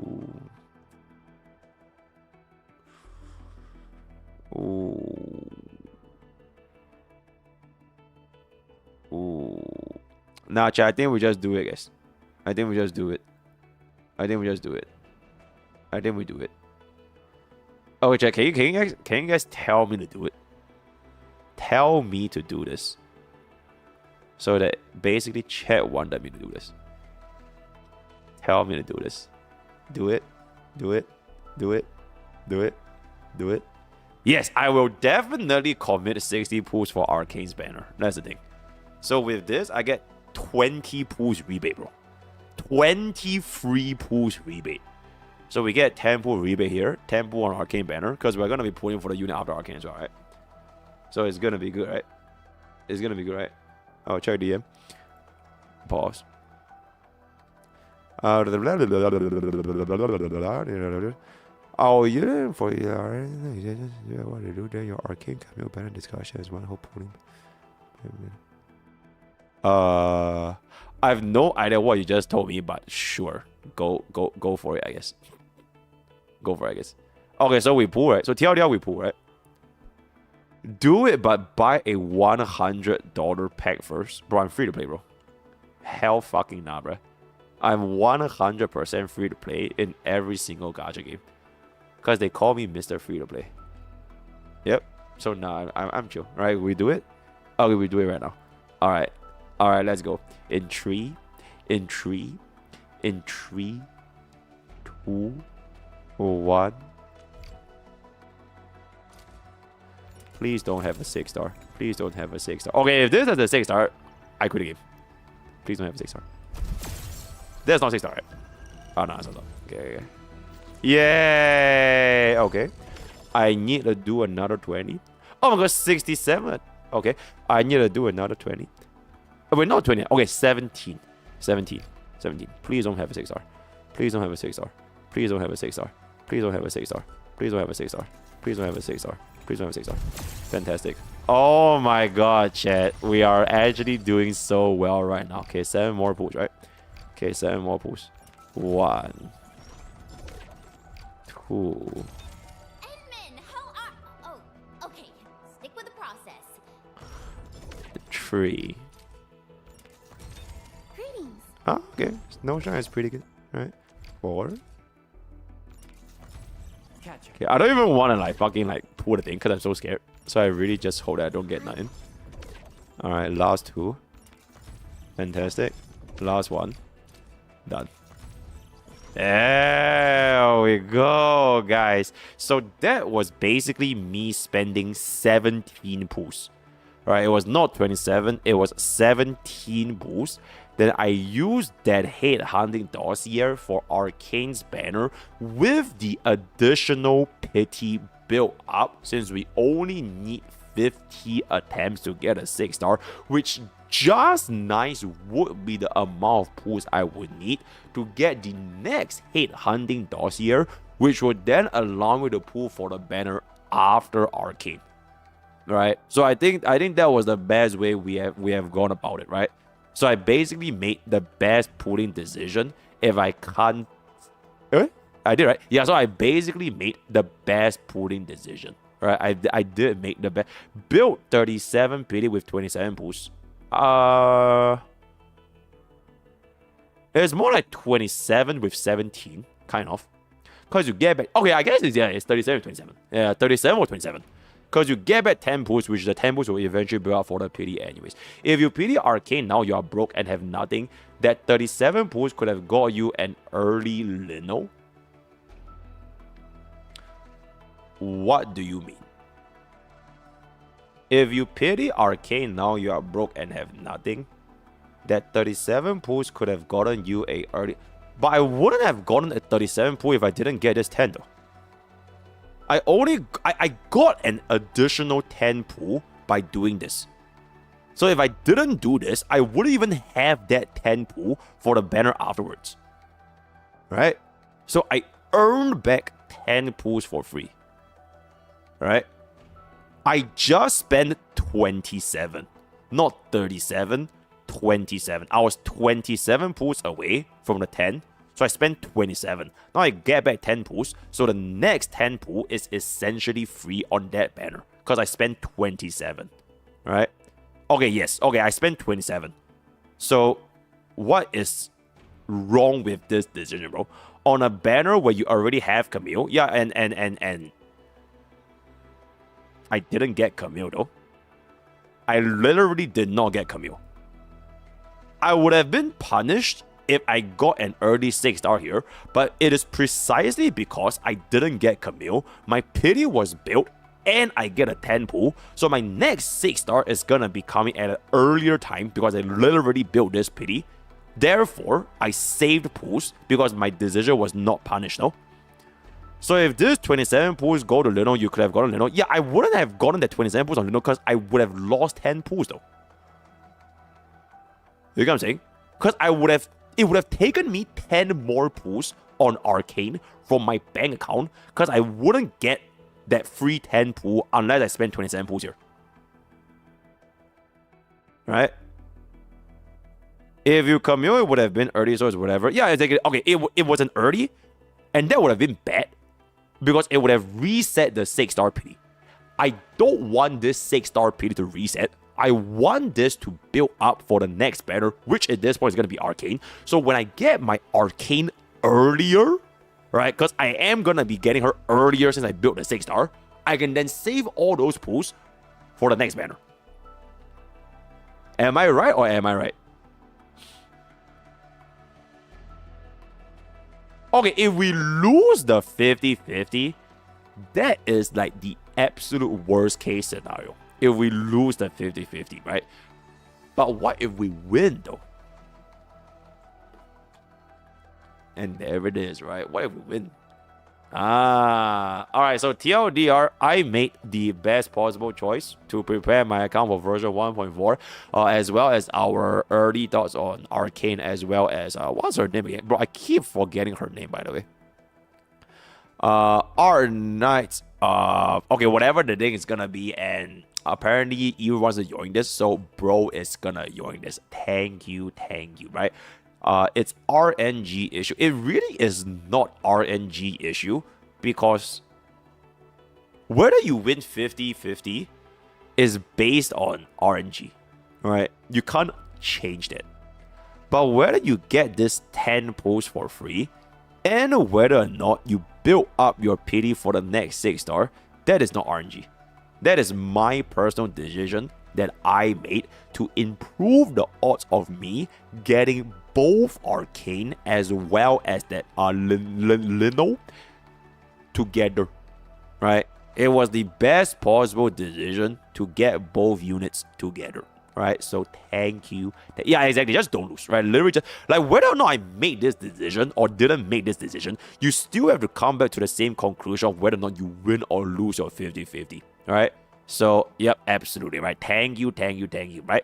Okay, I'm not sure where my R-Nice guy is, but it looks like I'm gonna have to play the game, chat, because my stamina is completely capped out, so I need to play the game a little bit. What do we even need to raise, actually? Because I kind of raised up most, right? I think I raised up most, guys. Okay, R-Nice is probably getting benched, so like, we don't really care about that too much. Prodega might get benched. Wow. Chat, who do I even raise, guys? Zhuang Feng. Is she not maxed out? She's really maxed out, bro. Okay, I'm 1 away from AB9. She's maxed out, right? Prodega is good. Oh, Prodega is good. I just can't not see her as a 30k girl. Oh, Perdega is not good. Oh, okay. Am I getting one guy? So is Perdega good or is Perdega not good, bro? Also, wait. I genuinely don't know why I want to spend my stamina. Okay, you know what? I don't think you can go wrong with this. Alright? You literally can't go wrong with this. How many do we have? I have 152. Okay, that's actually quite a bit. Let's just go here. Oh, go Essence. Do Essence. Chat, what is Essence? Oh, this? Is it Deep Dive? Eh, wait, no. It's not Deep Dive, right? Protocol Space.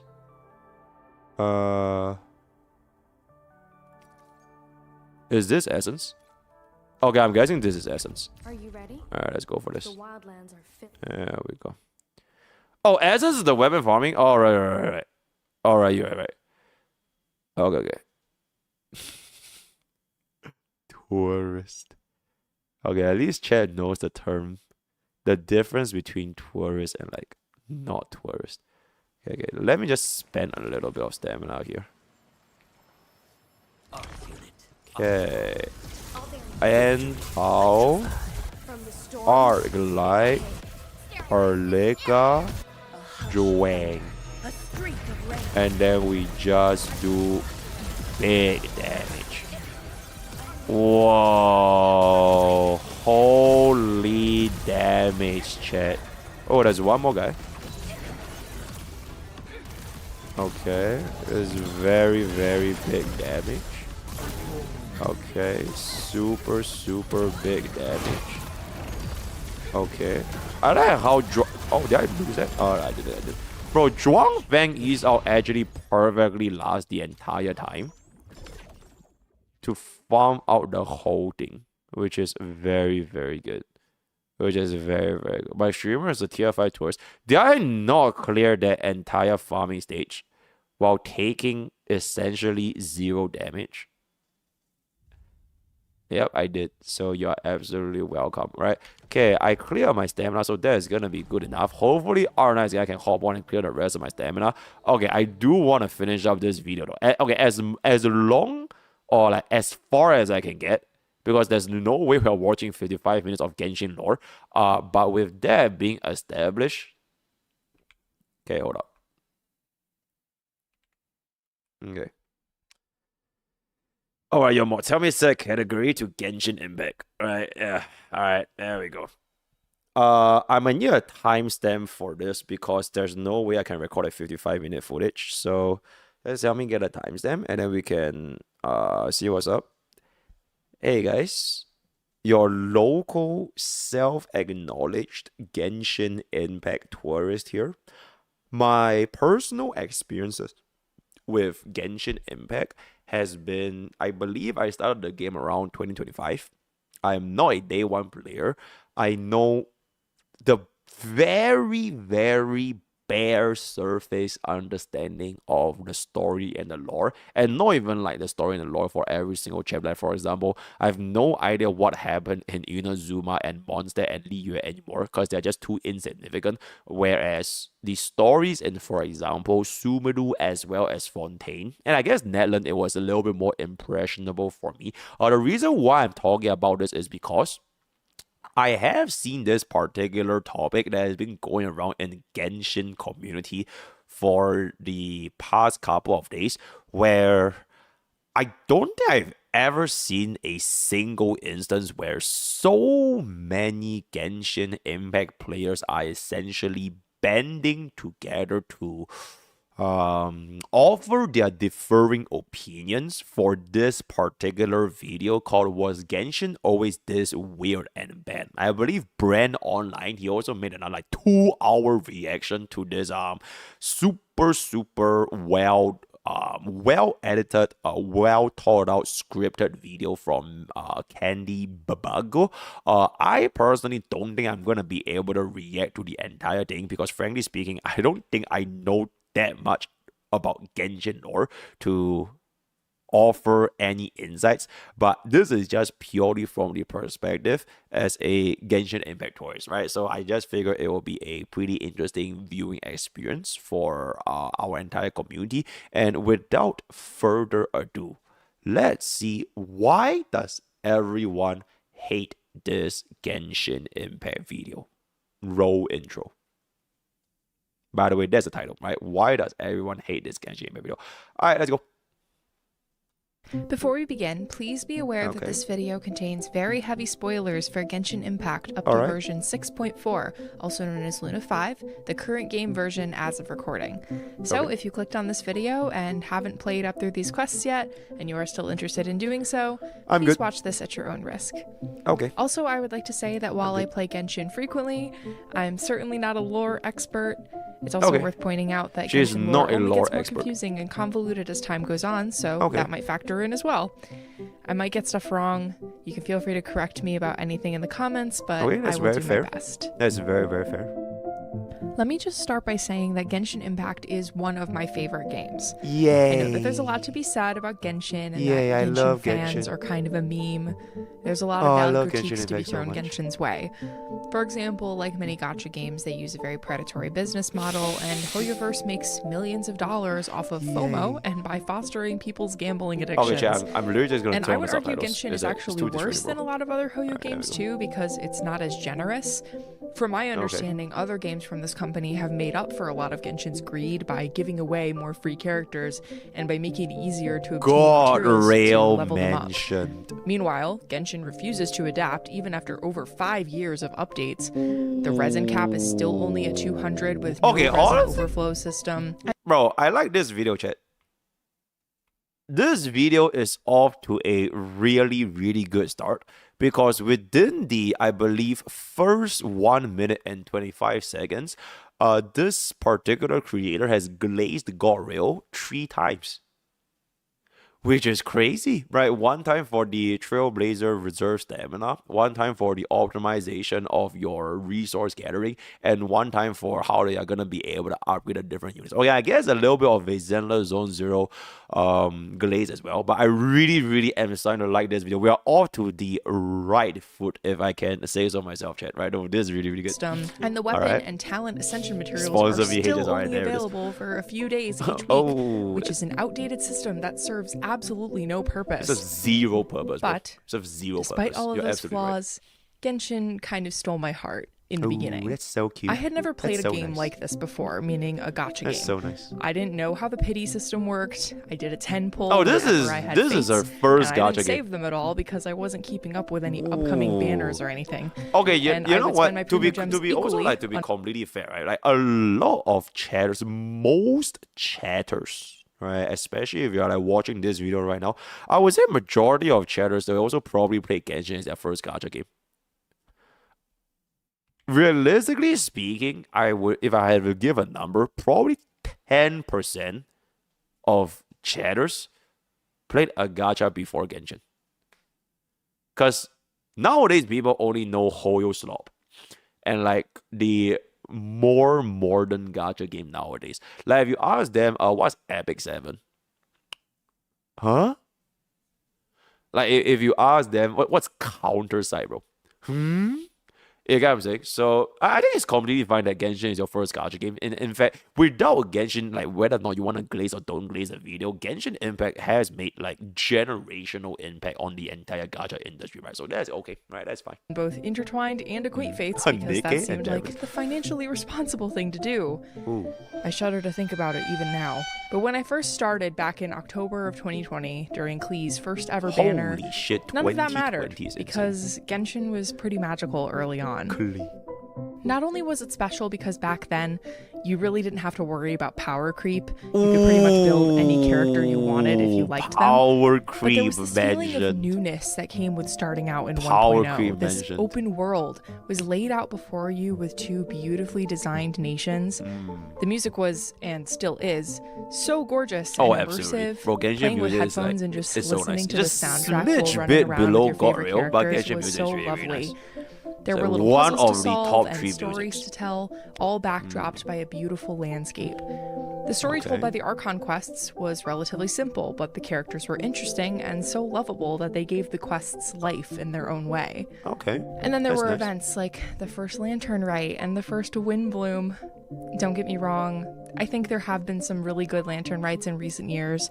The one featuring Gaming comes to mind, but I really don't think that the sheer innocent joy that came with these events early on will ever be matched in the future. I see. And plus I think that Genshin has kind of forgotten about Windbloom. But like, What the is cutscenes were Windbloom, so bro? beautiful, getting to see what all of these characters in Liyue and Mondstadt were up to during these times of year.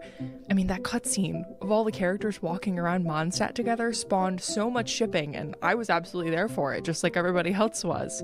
Following this, we had Inazuma, Okay, like- Sumeru, and Fontaine. Again, all beautiful. Everything that she has said, from Mondstadt to Liyue, everything, I'm just like, I have no idea what she's saying. I mean, I played them, like the Arca Quest, I played them, but the events, bro, like, Genshin doesn't rerun events. And frankly speaking, even if Genshin did rerun events, I don't think I'm going to be able to play them, right? So I'm really glad that she enjoyed her time with like the earlier days of Genshin from back in 2020, right? Literally it's 2020, right? So but and I want to do, I'm just going to be like, yep, I see. Nations Very with good. so much potential for That's exploration. fantastic. Yeah. They encourage you to look in every nook and cranny.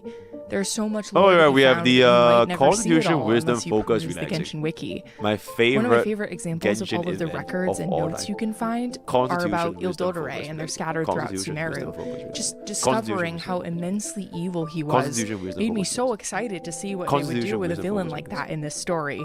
Good. And we will get to that. But Son? even if the story occasionally got dull, and I know a lot of people struggled with Inazuma, believe me, I have problems with it too. I know I could always count on seeing a character I Inazuma. liked.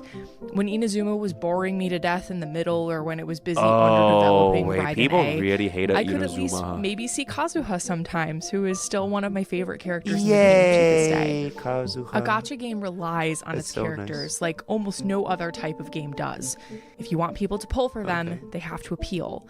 And most of them did. They had beautiful designs and interesting personalities that sealed the Fantastic. deal. So yes, Genshin is one of my favorite games. Hmm. But I'm also its biggest hater. And I know what you're gonna say. You're just nostalgic. That's the only reason you think it was better The back then. biggest hater. But I have proof.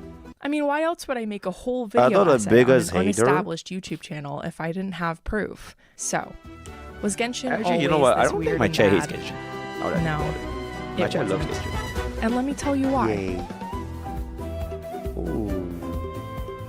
So, Wait, when we wait, talk wait. about bad Genshin, we have to talk about the elephant in the room, Natlan.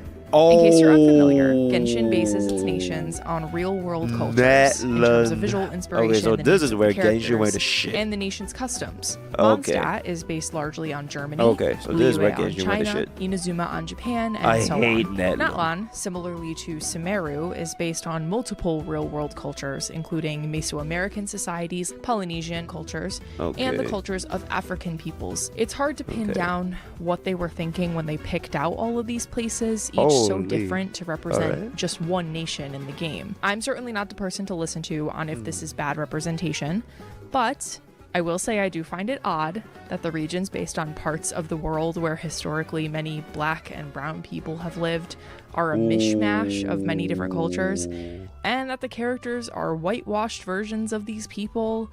It just gives me pause, to say the least. For many other reasons, The too, Natlan was whitewashing. understandably poorly received by fans, The at least in the United whitewashing. States. I'm not really sure how other parts of the world reacted to it. It's easy to see why, though, because it's the same reasons that I didn't like Natlan. The landscapes are fine, but aesthetically, a lot of Natlan doesn't mesh well with existing aesthetics of the game. Okay, And one wait, of the wait. major Just problems pause people real had quick, right? was the Just to character. pause real quick. Bro, I remember when when Netland was like first announced as a region with like Mavega and everything, and all the cards, right? There was this like a distinct period on Twitter and TikTok, where like a lot of people made like fan arts or fan edits on all of the essentially Netland characters to make them like dark skinned, like way darker skinned than usual. Yo, are you gonna sleep? Oh, okay. Nah. Yeah, as I was saying, they keep making them like way more like dark skinned than usual.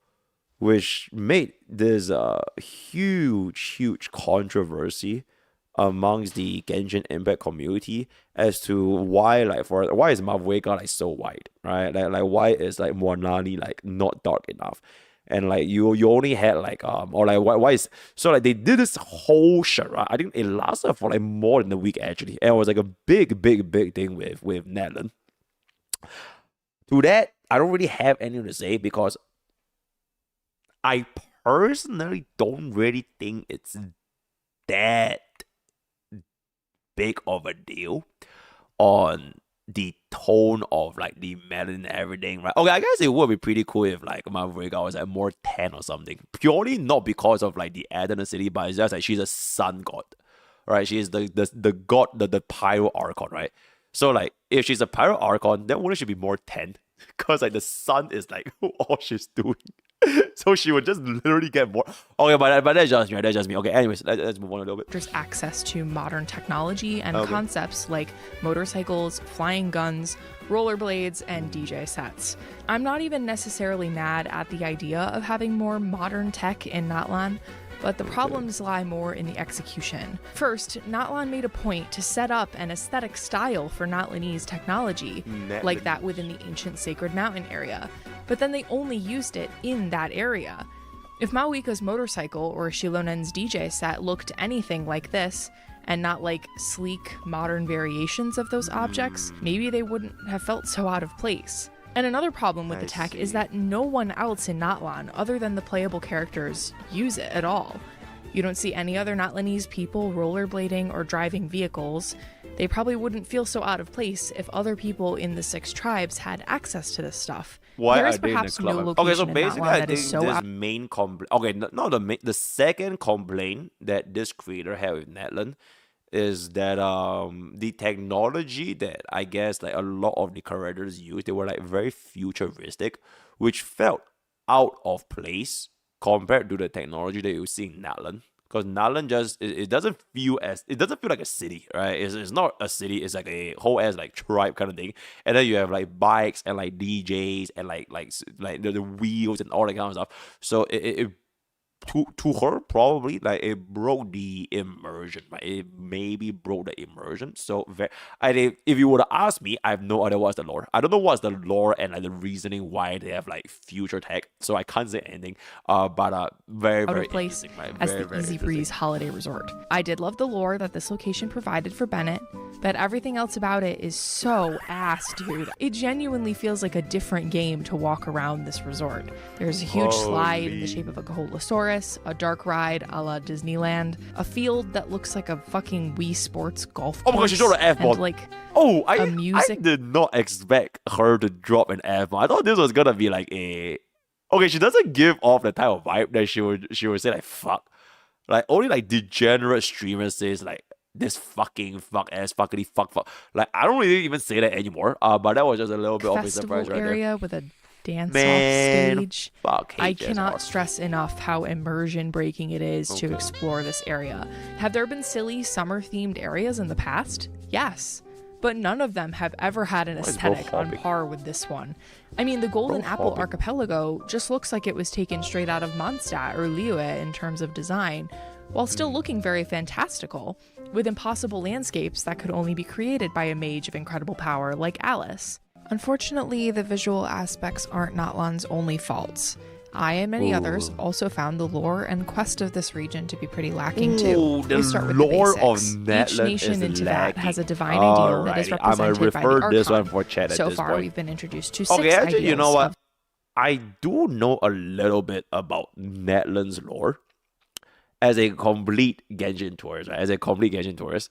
So, to my understanding, the entirety of the nation of Warding, it is not a war within the tribes.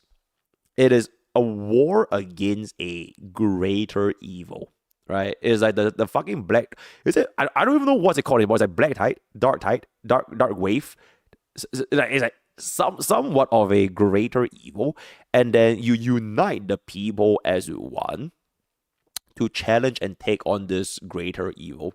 And at the same time, in that process of eventually like uniting, Mavueka is basically the Pyro Archon, where she has to take on this burden to have the hopes and strength of everyone mounted on her as like the girl, right? Like she is the one. She is the honored one. And what if she is not gonna be able to fulfill these wishes or these like expectations? And then eventually there was like a little bit of the fight. I still remember there was that part with Capitano. That was pretty interesting. Right? Then eventually Capitano was down on the throne and like people started to see the sky and everything. So that is like my super baseline understanding of how Nana was like to 7. me as the Nation. Freedom, Thank you. contracts, eternity, wisdom, justice, Oh, wow, and you war. explained that Most really of these, at least to Oh, me, wow. represent a good Yeah, so idea she's of what a basically divine final. ideal should Yeah, be. Mavueka is basically Something final, that a essentially. god is supposed to Yep. uphold in their nation. Sometimes upholding the ideal leads to conflict in the region. For example, in her upholding of eternity, Raiden Shogun sealed her borders and stole the ability to use elemental magic from her people, all for the sake of keeping Inazuma the same for all time. At the same time, Raiden herself represents the concept of eternity. She locks herself away to practice hundreds of years of meditation and uses undying puppets of herself to exact her will on the people of her nation. It's honestly very upsetting the way that they rushed through her arc so much, because I think she would have made for such a compelling character otherwise. Now think about Mavueka in the same way, with regards to her divine ideal, which is war. How does she represent war? Well, she's fighting a war against the Abyss, like everybody the else Abyss. is that. Okay, the yeah, Abyss. maybe Yeah, the they have Abyss. it worse than other nations, but still, what happens when the war ends? Which it does at the end of the Archon quest. It's not like Mavueka is some battle-crazed maniac. At most, she's just kind of thoughtless and reckless in her actions. Do you see how war doesn't really work as a divine ideal, and least of all with Mavueka as its representative? Also, it's a nation of war made up of 6 different factions, and yet there's absolutely no conflict between them. It really just doesn't make any sense. This is why I personally always thought it would be cool if the Pyro Archon was a villain to her people. Maybe she makes them fight each other gladiator style for her own entertainment, and then maybe we would have a better rebellion storyline than Inazuma with an Holy Archon that's completely irredeemable. Bro, that's like, okay, like, I don't know where that came from, bro. That's the same as saying, like, bro, imagine if Finon. Okay, I guess he technically did, right? Finon did technically started killing all of the Chrysos hairs. But I imagine if Finon said, nah, fuck Amphorius. Bro, I just want to see all of the different people at Amphorius get into a gladiator fight to see who is the greatest Titan. We'll have a fucking Polak versus Nikodor. We'll have like the fucking like Aquila versus like the dragon guy. Just as like a brawl. And then final will be like, oh yeah, that's pretty interesting. Right? That is a very Because interesting we take. certainly know that the Cryo Archon is gonna get redeemed in some okay, way if she's ever realistically, going I to think become Nikodor will win, playable. We will because also he can't touch die, on that but, in a later section full in more fun. detail. Instead, in Mavueka, we have an Archon who is a Mary Sue. Ironic when she's the only Archon who is actually a human and would likely have the most flaws out of any of them. The thing is, Mavueka is very flawed. She is extremely irresponsible and brash, even when it will put the lives of her entire nation at stake. Her nation is at war with the Abyss, and she's like, well, best thing I can do for you guys now is go to sleep for 500 years and hope and pray that the heroes I need will appear to me when I need them. What? What? That is crazy of you. What? And yet the game tries to make me feel bad for her for doing this. The game, instead of pointing out how terrible and Oh my risky this goodness, plan is, what? just focuses on the fact that Mavueka had to say goodbye to her family in order to put this plan into action. Dog, I do not care. The writing She is doesn't focus larving at right all now. on what's Okay, important like here. I have no idea what is the reasoning behind why she went to stay for 500 years and then she went with the family and everything. There was like this brief moment she had like there was like this history of like how she was like looking like with like her sister or something. And how she can never meet like her group of family because she will no longer be in that same time frame because she traveled out from the original family, right? Because she wanted to go into this step, so she can never see them ever again. But other than that, I don't really know too much. Essentially, I think this creator don't think Mavueka should have go to sleep for 500 years, and she should have done more actions herself to try and save or like protect the people of Netland, essentially. It just makes her out to be the perfect Archon who's good at everything and refuses to fail. There were no memorable parts of that quest for me, except for maybe the final battle. And it's not even like the characters here can make up for this nation's incredibly boring and stupid story. For me, all of them were so nothing. It boggles my mind that so many of y'all are shipping these MFs together when they barely have interesting relationships with each other at all. I feel like all of their personalities could be explained in one word. Mualani is bubbly. Kaniche is standoffish. Kachina is insecure. Marisa, fuck she eats a lot. bro, And Mawika. What can be said that I haven't already touched on? She's good at everything. She's the perfect Archon, and even her reckless plan for saving her nation isn't questioned by anyone that matters or treated by the game as risky at all, even though it is. And in the end, she just defeats the Abyss with the power of friendship. It reminds me of that TikTok where they had the cutscene with all the heroes side by side with the clip from My Little Pony Equestria Girls. The writers go out of their way to make Mawika seem like the coolest person ever, when in reality she has like no personality. Like, can we talk about how her trailer was just this cringe ass music video where all of the nation heroes are playing instruments in a band? Oh my god. It's like literally unbearable to watch. God, and it's not like any of the other characters do anything to move the plot forward. This region doesn't even know how to treat its lore relevant characters as such. Auroran and Ian-san are the Natlan heroes from the Masters of the Nightwind and the Collective of Plenty, respectively. But I guess they're not important enough to be the focuses of the Tribal Chronicles. Instead, those honors are given to Citlali and Varesa, the latter of which we hadn't even met during the Natlan Archon quest. She was literally invented just to take Ian-san's place. I wonder why that is. In any case, most of the actions are driven by Mawika and the Traveler, so none of these characters feel important at all. They're just accessories to, again, the power of friendship storyline. But like I said, that obviously doesn't work unless these characters feel like they have meaningful relationships with each other, which they don't. Needless to say, I did not pull for any of the Natlan characters, even though their combat mechanics are in the meta, right behind lunar reactions. The only one I really wanted, and only just recently got on Inefa's rerun, was the 4-star character Aoife, and that's mostly because he's a gorgeous cowboy. On the topic of Natlan characters being in the meta, Natlan is also when the shill started getting really bad. Soon enough, the Abyss and other endgame modes you know what? She also talks about Genshin Impact's meta though. Like, not just a lore perspective, right? Or like why she doesn't like the lore or the story. But she also talks about Genshin Impact's meta, right? The power creep, right? Combat fucking mechanics, bro. So I think that's pretty interesting. For Night Soul mechanics, with some bosses that are nearly impossible to beat without Natlan characters in the team. Just started a trend that only gets worse with time.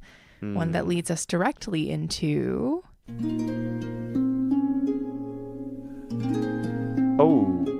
she hates It's Columbina. hard to forget how hyped people were when the first trailer for the new area after that, Nodcry, was released. Nodcry is a sub-nation of Snezhnaya, the last of the 7 nations we were supposed to visit in our search for our lost twin. So naturally the lore is getting pretty intense here. But the reaction to seeing so many lore-relevant characters in one trailer was immense. We got first glimpses of 2 members of the Hexen Circle, Alice and Nicole, the Grand Master of the Knights of Favonius, Varka, who we'd only heard about in passing until this point, and 2 Fatui Harbingers that hadn't appeared on screen before, Sandrone and Columbina. Every look we got was very fleeting, and it was hard to glean any info from this trailer alone, but people were still so excited. Imagine what Nodcry has in store if there's so many important characters here, ones that we've only heard whispers about prior. Well, Nodcry is better than Natlan by a long shot, but would you hate me if I said that this also disappointed me? Don't get me wrong, Nodcry in a lot of ways was kind of a positive return to form for Genshin. First of all, these characters actually feel like they know each other past teehee, we're all best buddies. Aino and Inefa are so sweet, Varka and Flynn's are hilarious together, and Nefer and Lauma have some of the craziest Yuri subtext since Beidou and Ningguang. These characters feel more real as a result of their relationships with each other. I could enumerate more about them based on how they interact with others. Crazy, right? It made for a more interesting quest too, one that I could more easily become invested in. Nodcry did a lot of stuff right, but the true problem with the region unfortunately falls on the back of one character for me.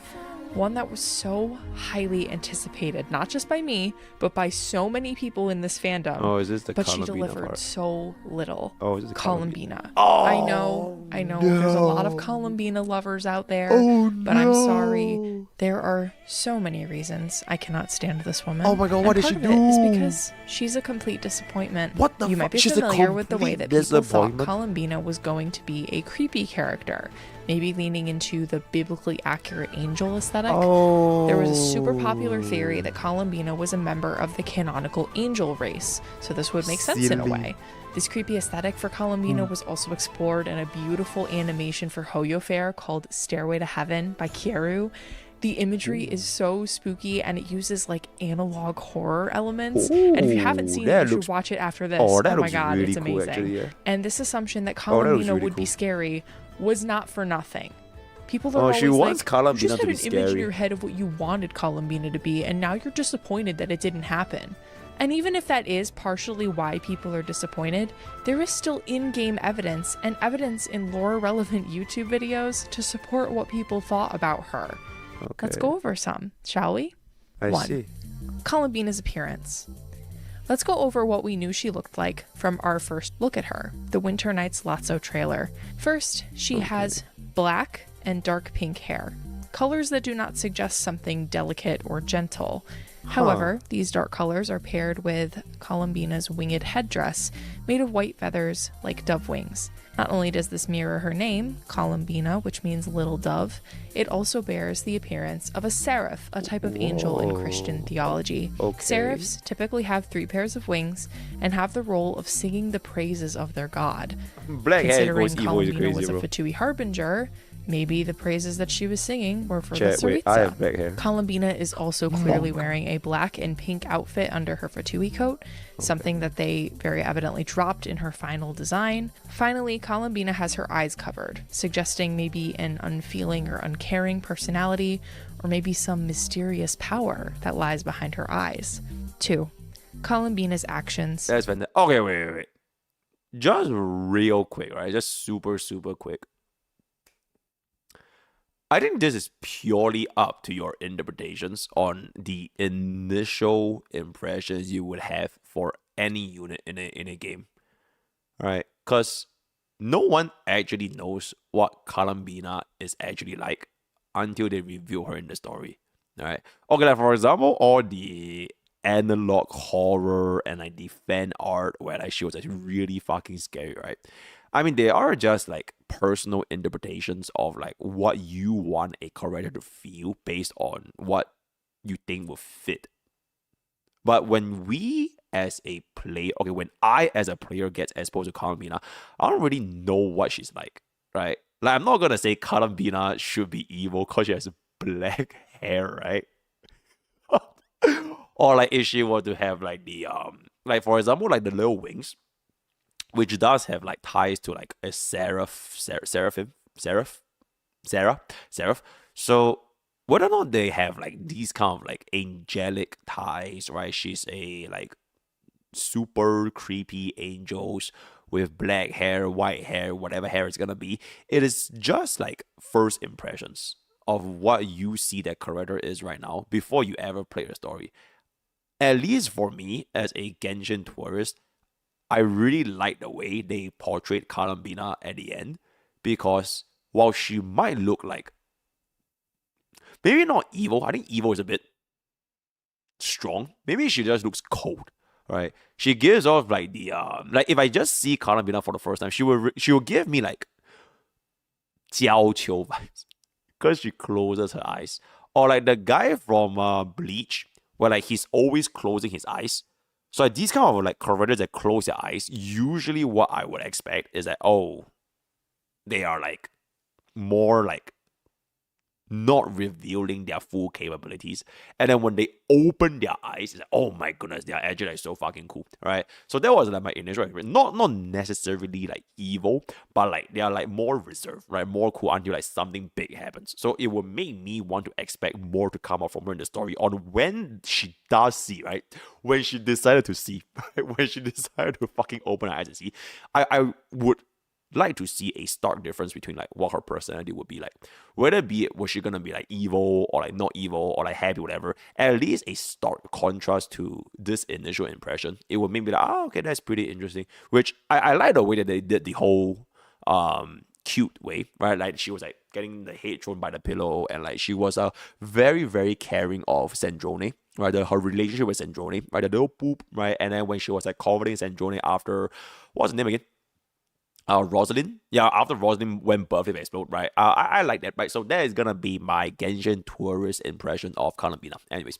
Finally, Columbina has her eyes covered, suggesting maybe an unfeeling or uncaring personality, or maybe some mysterious power that lies behind her eyes. 2. Columbina's actions. In the trailer, she is singing a soft lullaby, smiling gently while laying along the coffin of her recently deceased fellow Harbinger. Okay. I don't care what anyone says, that's creepy. It shows that she kind of has this detached attitude regarding death, especially of her own colleague. 3. What other... Okay, like, I guess... Okay, maybe? I don't know, right? Okay, if I were to be like a first person like perspective of like seeing how she's reacting to Rosalind's death, the way I would see is that she's not detached from her death, but she is the complete opposite, because she's the only one that's like holding on to the grave, and she's like singing like a song like because her comrade died, right? So if anything, she's like the least detached. Okay, but that is the vibe that I got as a tourist, essentially, right? So, death, especially of her own colleague. 3. What other characters say about her. Child's voice line about his fellow Harbinger points the most to a scary character in Columbina. The Fatui Harbingers are ranked by strength, and I have no idea why that girl is number 3. I'd test my skills with every Harbinger who ranks above me if I had the chance, but when it comes to her, something just doesn't feel right.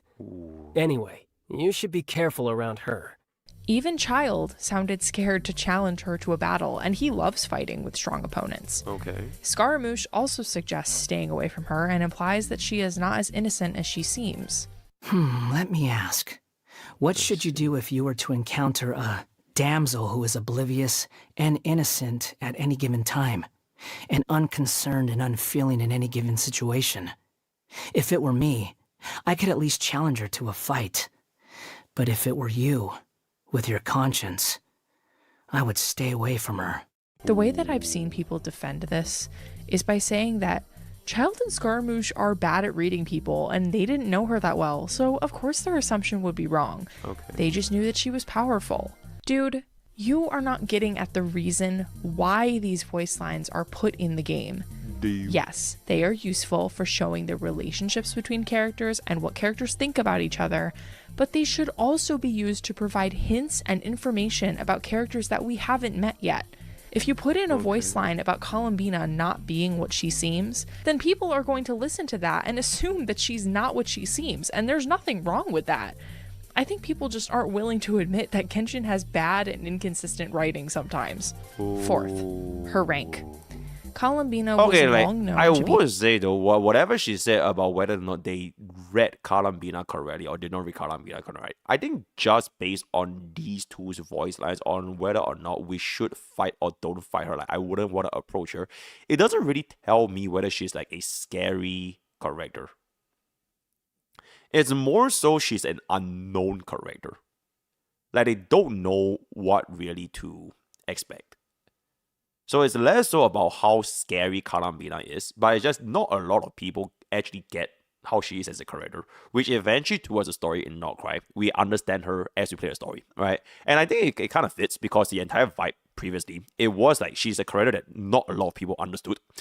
And towards the middle of Not Cry, when you eventually get to the realization of what she actually is, it would make sense from like the mysterious part to the less mysterious part, because they will slowly reveal like why she's the way that she's acting as it is, right? Okay, anyways, let's move on a little bit. Columbina was long known to be the third Harbinger.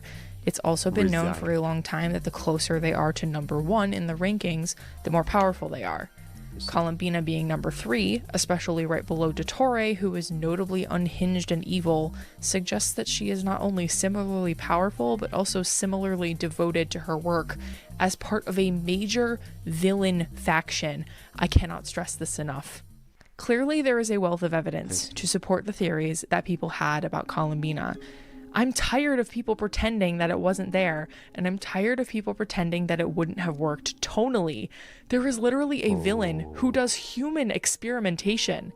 There was literally a genocide in Conria. But no. Instead, we learn that Columbina is actually a moon goddess? Okay, sure. But also, she's actually just a damsel in distress, like her name suggests. She's timid and soft-spoken and gentle, and she's shy at first, but eventually opens up to you, and you are the most special person in her life, even though you've known her for maybe 2 weeks. I cannot stand how willfully obtuse people will be about Columbina, pretending not to see the fan service that is sitting right in front of them. She hides behind the traveler. Oh my god, she she said doesn't it. know how to Columbina talk to is a people. fan Aw, service. She likes to eat snacks. Aww. You get to feed her during moon prayer night while the English VA is moaning into the mic every 2 seconds. Wait, Aw, what? She she's was so moaning? weak. She can't do anything Bro, I by didn't even play herself it. and probably would have died Bro, I if the didn't even play traveler it. hadn't rescued Yo, we gotta her. play that shit. Aw. People like to pretend that it's somehow misogynistic to point this out. Again, purposefully ignoring that Hoyo is writing her this way intentionally. Guys, I kid you not, she literally turns invisible for a significant portion of the Archon quest. I promise you, that is not feminist. And it's not even like Wait, the what moon is that gonna do with goddess thing feminism? makes any sense. They even come up with some whatever. last-minute reason why she covers her eyes. There was a time when I refused to look upon the world. I believed it was full of nothing but lies and falsehoods. I wished to hide my feelings, seal my heart, until I could return to my true home. Bro, she sounds like a jackass. God. If this is what they originally planned to do with her, which it wasn't, then she was a Bro, it's goddamn like, okay, waste imagine of a that. Harbinger slot. Oh my god, I visualize when Bufflip explode. Oh my god, all my friends are dead. Now I have to go ahead and carry on the core flames and beat off Iron Tomb so that I can save Amphorius. Oh my god, it's all... Bro, that would It be is fucking so crazy, clear bro. to me that she was never their original intention for the moon goddess. Her design suffers so bad as a result of Hoyo's ineptitude. I mean, look at these colors. They don't go together at all. Oh my god, she's so beautiful. No, she's not. Her design is 2 different designs smashed together. In fact, these colors only look okay together when they purposefully give the outfit more purple tones, which they could have just as easily done in the game model, but they didn't. Even her constellation is a mishmash of her Fatui aesthetic and her goddess aesthetic. We have both the traditional portrait shape that all the other gods in the game get, and also her symbol of the crying dove, just shoved right in at the bottom. I completely believe the idea that Nodcry, or that this character at least, was rewritten at some point because there is no indication that they had any semblance of a plan for such a highly anticipated character. And the no most idea frustrating what part they were doing. about all of this to They me have no idea is how that to write Hoyo Columbina. actually leans into several of the things that people thought about Columbina, but only enough is that that it feels so? like they're teasing and laughing in the face of their fans, as if we read into it too much or something. In her burst, she grows wings like an angel, and these wings bear resemblance Bro, even the to a music is, Seelie like, court, goofy. both echoing the Say theory silly. that she is an angel. But she's not an angel. In her character trailer, she performs a ballet, which calls to mind for me the very popular fan design in which she was a ballerina, something that the ribbons on her hands and feet might suggest. Okay. And it kills me because this trailer is beautiful. The visuals and the choreography are gorgeous. The symbolism of Dottore as the pianist who's controlling the dance by playing the music. Oh my god, I love it. But it would be even better if she was a dancer or a ballerina of some kind, because she isn't. Even though that would have made a lot of sense thematically with her singing. Perhaps the strangest example of Hoyoverse leaning into the theories about Columbina is that they have the singer Aurora wearing a dress with eyes on it during the Welkin Moon concert, which suggests the biblically accurate angel thing. Maybe I'm reading too much into this last one especially, but I cannot take it. It is so frustrating because they are so close. But no, Genshin is allergic to having playable characters who are morally gray or irredeemable. This leads to what I lovingly refer to as the Genshin villain problem. Other popular so that was games, basically like the Kingdom, Columbina literally have issue. morally reprehensible or canonically dead characters that are playable. What is stopping Genshin from making their villains stay villains, but also become playable? Columbina is just an embodiment of a bigger problem in Genshin. They do not want to have any characters who have questionable morals become playable. Okay. Most of the time, this ends up going in two ways. The first is that the character is redeemed and then becomes friends with the Traveler before becoming playable. This is what has happened to every playable Harbinger thus far. Tartaglia fights anything that moves, but he respects the Traveler even though they have different motives and values. He only ever wants a friendly spar with them. Scaramouche has no one else who understands his past and is connected with the Traveler in that way. Arlecchino is a ruthless woman who is grooming children to be a part of the Fatui, but it turns out that the House of the Hearth is a lot less sinister under her rule, so that's okay too, I guess. And Columbina? This battle was never about fate. It's about friends, family, and the home you This is the stole. most obnoxious thing I've ever experienced in my life. The second way it goes is that the character cannot be redeemed and is therefore killed off so that they won't become playable. This is what happened to Signora way back in Inazuma, and most recently it happened to Dottore. This was honestly shocking to me, especially considering how much of a fan favorite Dottore is. Let me be clear, Dottore is a horrible person and he should not be redeemed.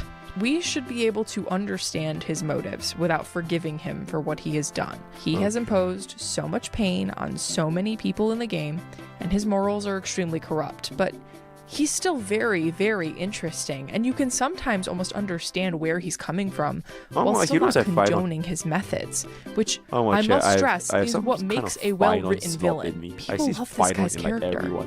But now, he can never become playable because as of right now, he's dead.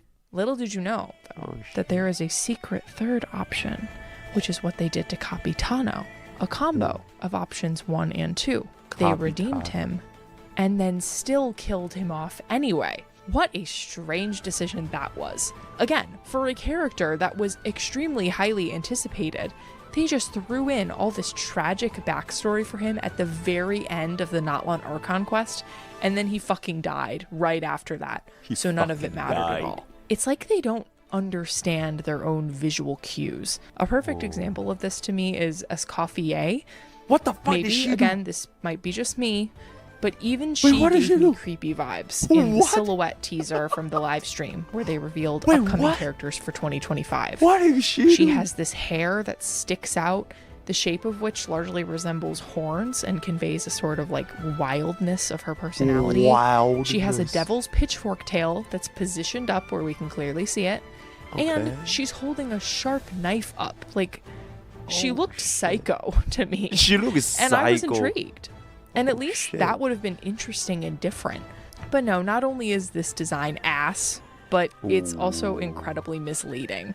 She's just kind of a tsundere who's very particular about her food. I mean, it's cute. I don't understand why they're like this, guys. One of my favorite comments that I've seen about this that just perfectly embodies my feelings on the matter is this from the unofficial Genshin subreddit. They're allergic to morally gray, redeemable, or just bad characters because they don't know how to write anything that isn't a shitty isekai where the main character wins using the power of friendship and his harem. So basically, speaking of harem, misogynist. chat, this topic is It's gonna an be anime pretty gacha war. game. You have to expect fan service. Oh, this is a okay, pretty war I know topic. that, but Genshin used to be different from Misogyny, other games in its genre, and I feminism. mean that genuinely. There used to be a much better ratio of female to male 5-star characters okay. than many other gacha games, because so many gacha games are targeted at male audiences who aren't perceived as being interested in the male characters. And there were sexy character outfits, especially on the women, lots of detached sleeves, short skirts, also known as the coochie flap, thigh-high socks, or boots. But they were nowhere near as bad as they are now. These women are nearly naked now. And not only does that make me mad and uncomfortable from a standpoint of being a woman who feels objectified just by looking at these designs, but also from a character design standpoint. Women. I have quite a bit to say about the sharp drop-off in not only the quality of the Genshin character designs, but also in the tastefulness of them. To show you what I mean, we can talk about some early Genshin designs to compare them to more recent ones. I think it's important to discuss the physical elements of these characters first before we discuss the fan service elements of their presentation, writing, and personalities, because the physical appearance is the most obvious element. But I promise we will get to the other stuff in due time. Also keep in mind that I'm only going to be talking about female characters because most of the time, the male characters are almost always covered from chin to toe now, aka the fan service is not equal opportunity. One of the first characters I'll mention is Lisa, one of the very first anime fan servicey characters that we're introduced to in the game. She teases the traveler, she calls them cutie, and she's averse to doing any sort of work. Her character design communicates so much about her though, nonetheless. Her hairstyle, which is very loose and almost looks like it's falling out on one side, shows us that lazy element of her personality. Her purple, black, and gold color palette obviously communicates her element of electro, but also a sense of importance, luxuriousness, and magic. Her classically styled witch hat also conveys the latter, of course. Yae Miko is similar to Lisa in terms of teasing personality, although Miko can get a bit more cruel and self-indulgent with it. She has a sharper eye shape than Lisa's gentle round eyes to indicate this part of her personality. Her outfit is also a stylized version of a traditional Japanese shrine maiden outfit, giving her the required amount of gacha game sexiness while also showing... I'm gonna have to stop you right there, right? Show me a single traditional Japanese shrine maiden where her literal side of tits are hanging out, bro. The answer is none, right? You will never ever find that anywhere. It is probably like fucking like blasphemy to wear it. Yo, but we still have that though. And I think that's hella fucking good design, right? Having that little bit. I think she was the one of the first few instances in Genshin where we had more side boobas.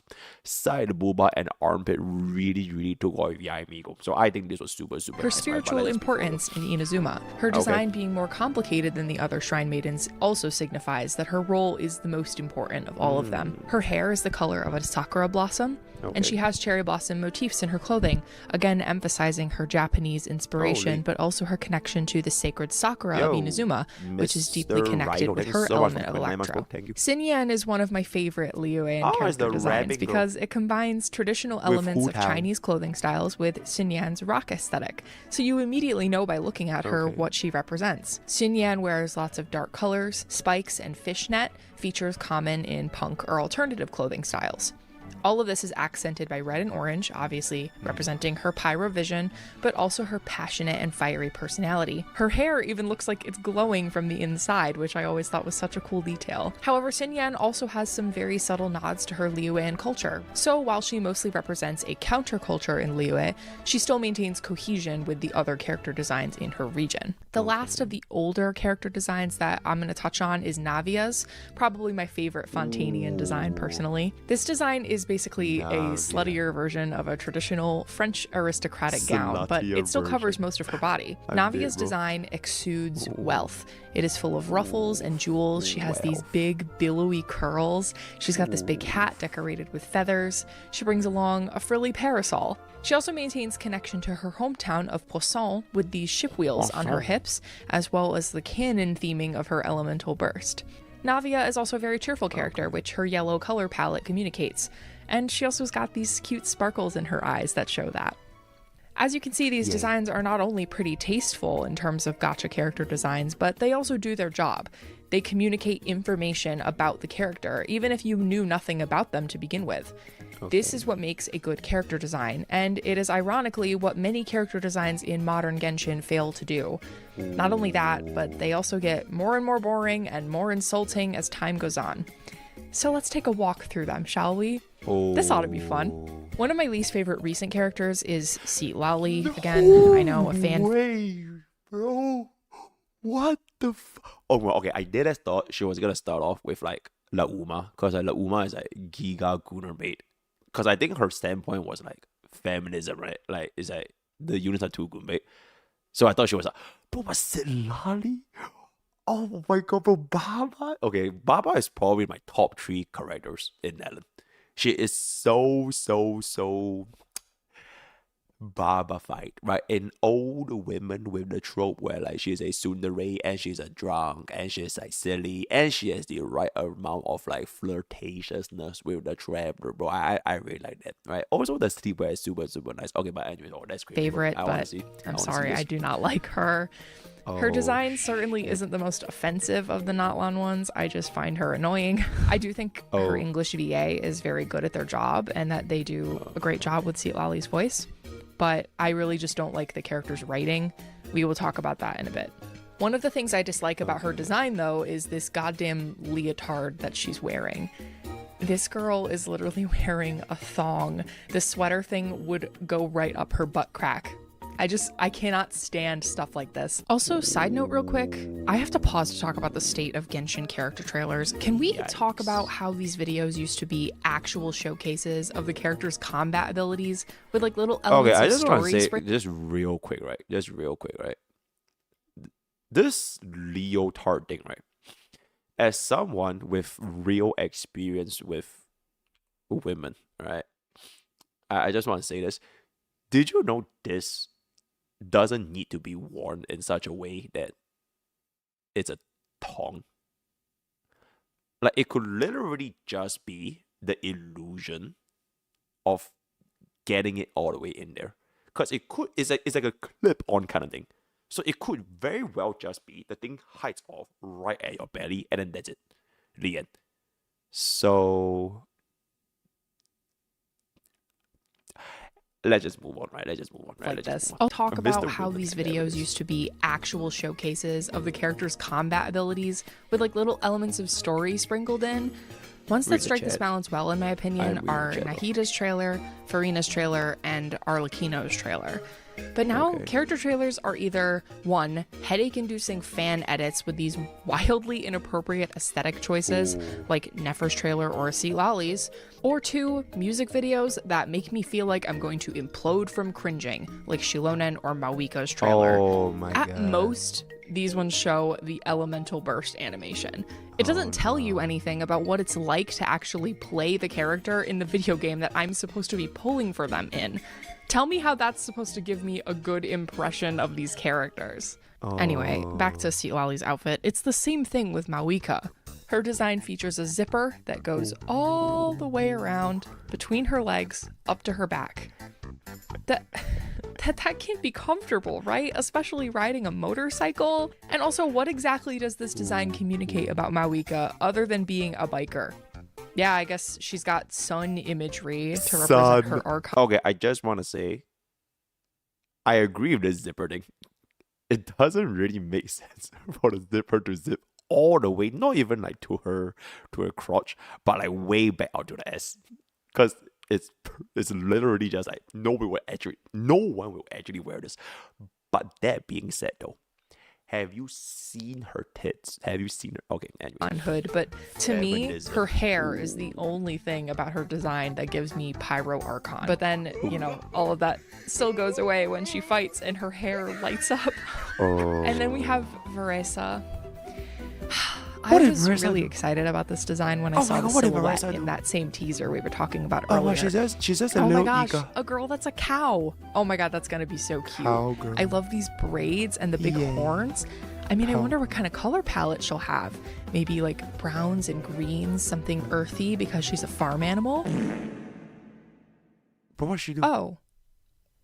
Yeah. I mean, I guess that works too. Just kidding. Why? I hate this design. One of my least favorites in the entire game. Wait, why? I just like, what was the point, dude? Why is she so like kawaii themed. She's got hearts and bows everywhere. What the fuck? Bro, she's too cute. I hate this. You know, there's that meme. It's like literally. Wait, what is the? There was this meme on like I'm not sure what is this. It's like literally like the cutest thing. Bro, this fucking sucks, bro. Oh my goodness. She wears leg warmers and a cardigan.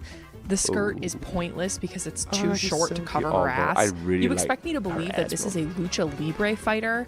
I know that luchadoras often dress in similar silhouettes to Veresa's outfit, but they didn't incorporate any elements of the culture that Veresa is inspired by, or the one that her name comes from. There are plenty of lucha libre fighters who incorporate elements of their culture into their costumes. They could have gotten really creative with it. But it's not like it even matters because we never even get to see her fight like a luchadora in the game. It's all just the food bullshit and falling on her ass all the time. It's especially frustrating because the animators have been getting really creative with the normal attack animations lately.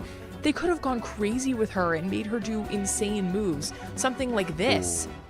Like I said earlier, I was interested too in Escoffier's design based on the silhouette, but I was also very disappointed with this reveal. Not only does this outfit make no sense with regards to breaking up any colors or with this weird heart theming that she has, similar to Veresa. Again, I don't know why they keep doing this, but her outfit is literally just the sexy chef Halloween costume.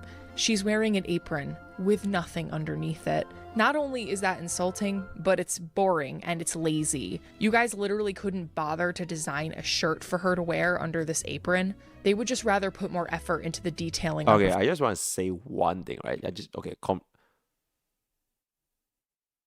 What if this creator tried Zenless Zone Zero, bro?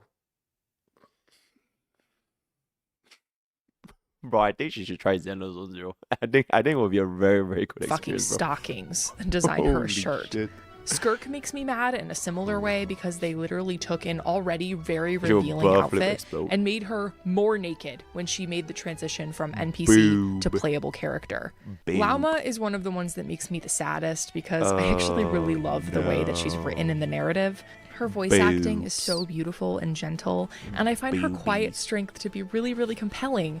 It just sucks because she would be perfect if she wasn't almost naked. For Lauma, I don't feel hatred like I do for Veresa because Lauma has good writing to make up for her design.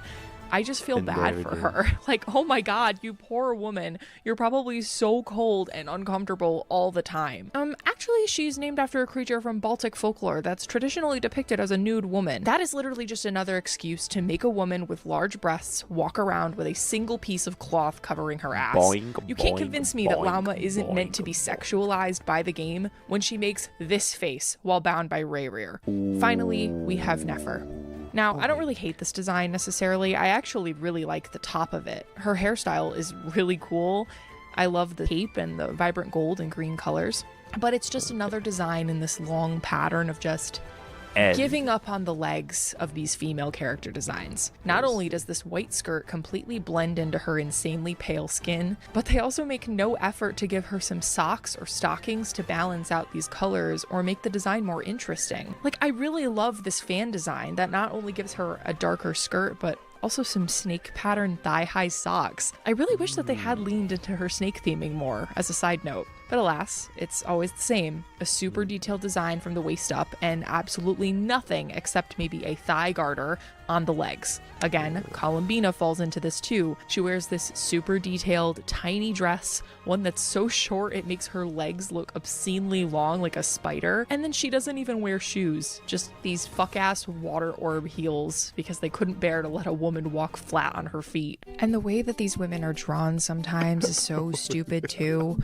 Even the character designs that I consider to be better than these suffer from the fan service. Even though I wish her skirt was longer to add some variety to the designs, I really like Mizuki's design, but she literally shows her butt to the camera during her burst and in her official art. In fact, Hoyo only draws these characters in impossible poses more and more for the sake of making them more goonable. Literally, Mizuki is posed so you can somehow see her underboob and butt at the same time. They do the same thing with Mawika.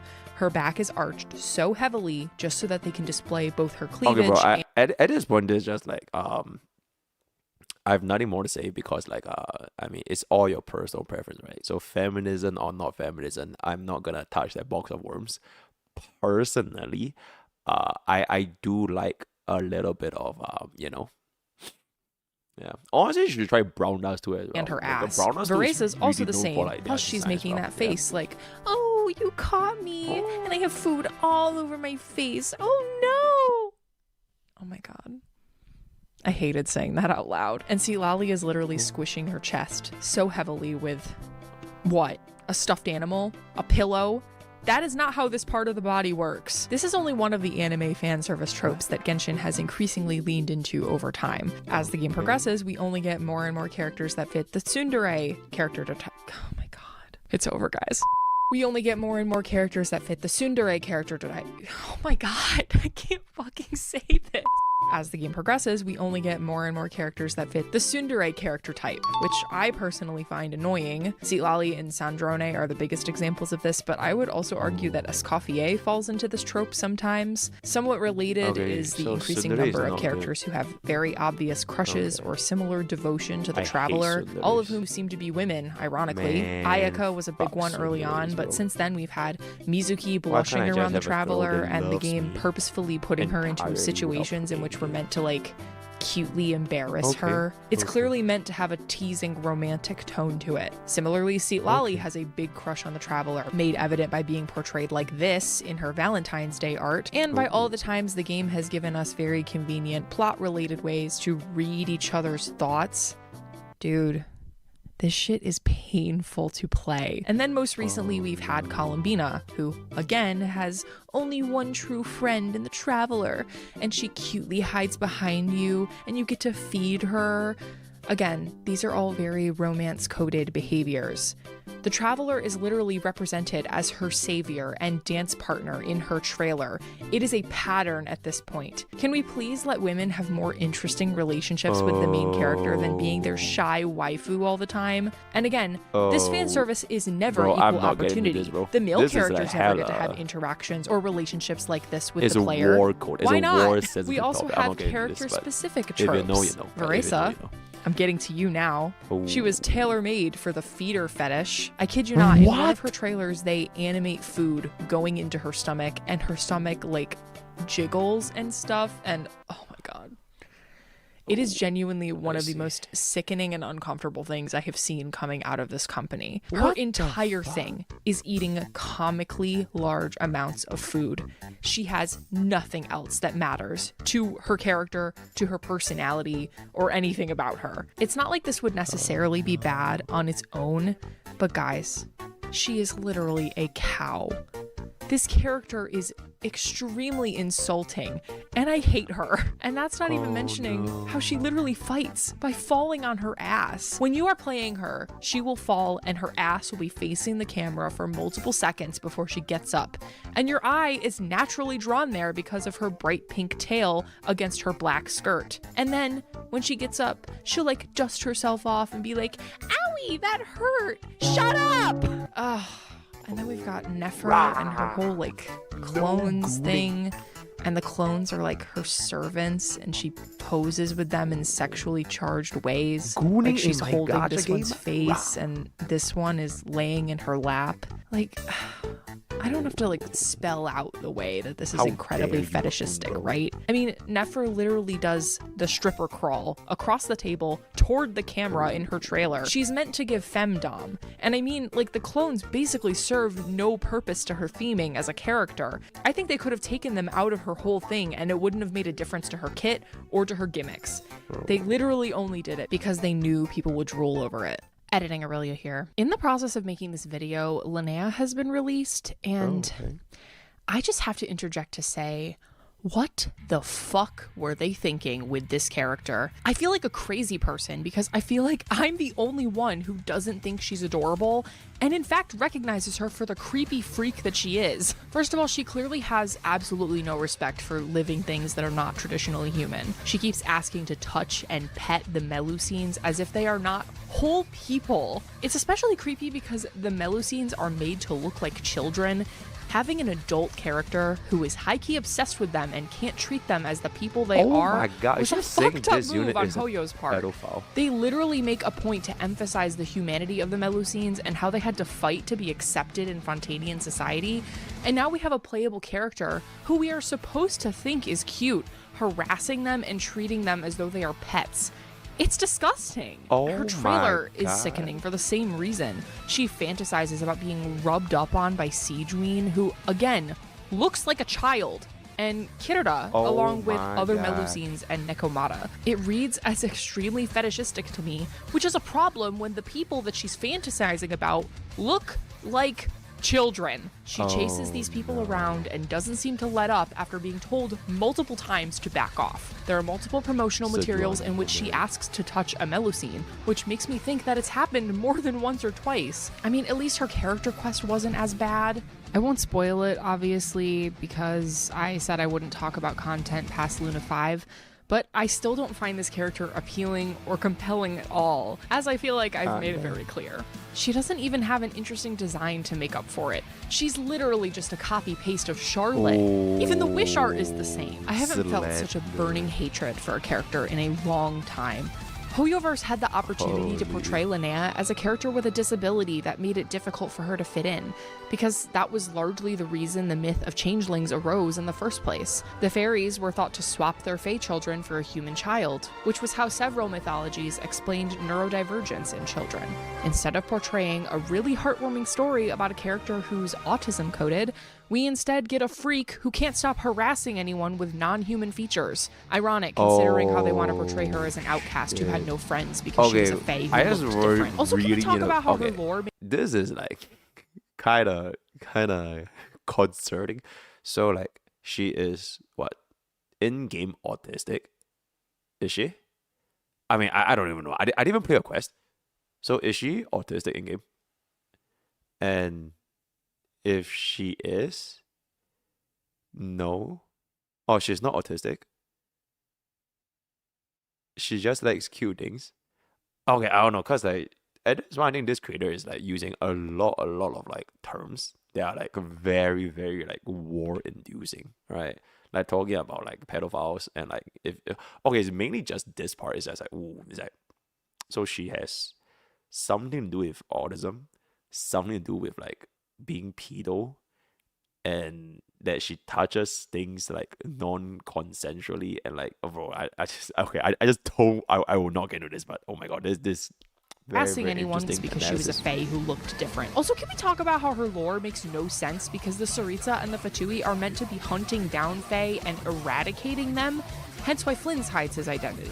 But it's just completely fine that Linnea is outwardly a fae, perhaps even more obviously so than Flynn's because she doesn't cover the wings on her head or her crystal markings. Whatever. I really hope people open their eyes to how terrible this character is. Sorry if you feel kinship with her. She is not cute. She is not funny. She has no appealing character traits, and there are far better characters out there whose stories are about yearning for acceptance.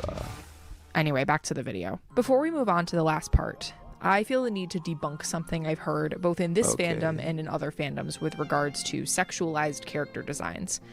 She should be able to wear whatever she wants. It's feminist to let women express themselves how they want.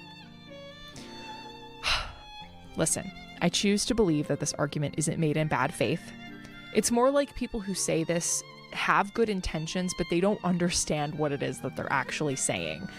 Yes, it's true that women in real life should be able to choose what they wear.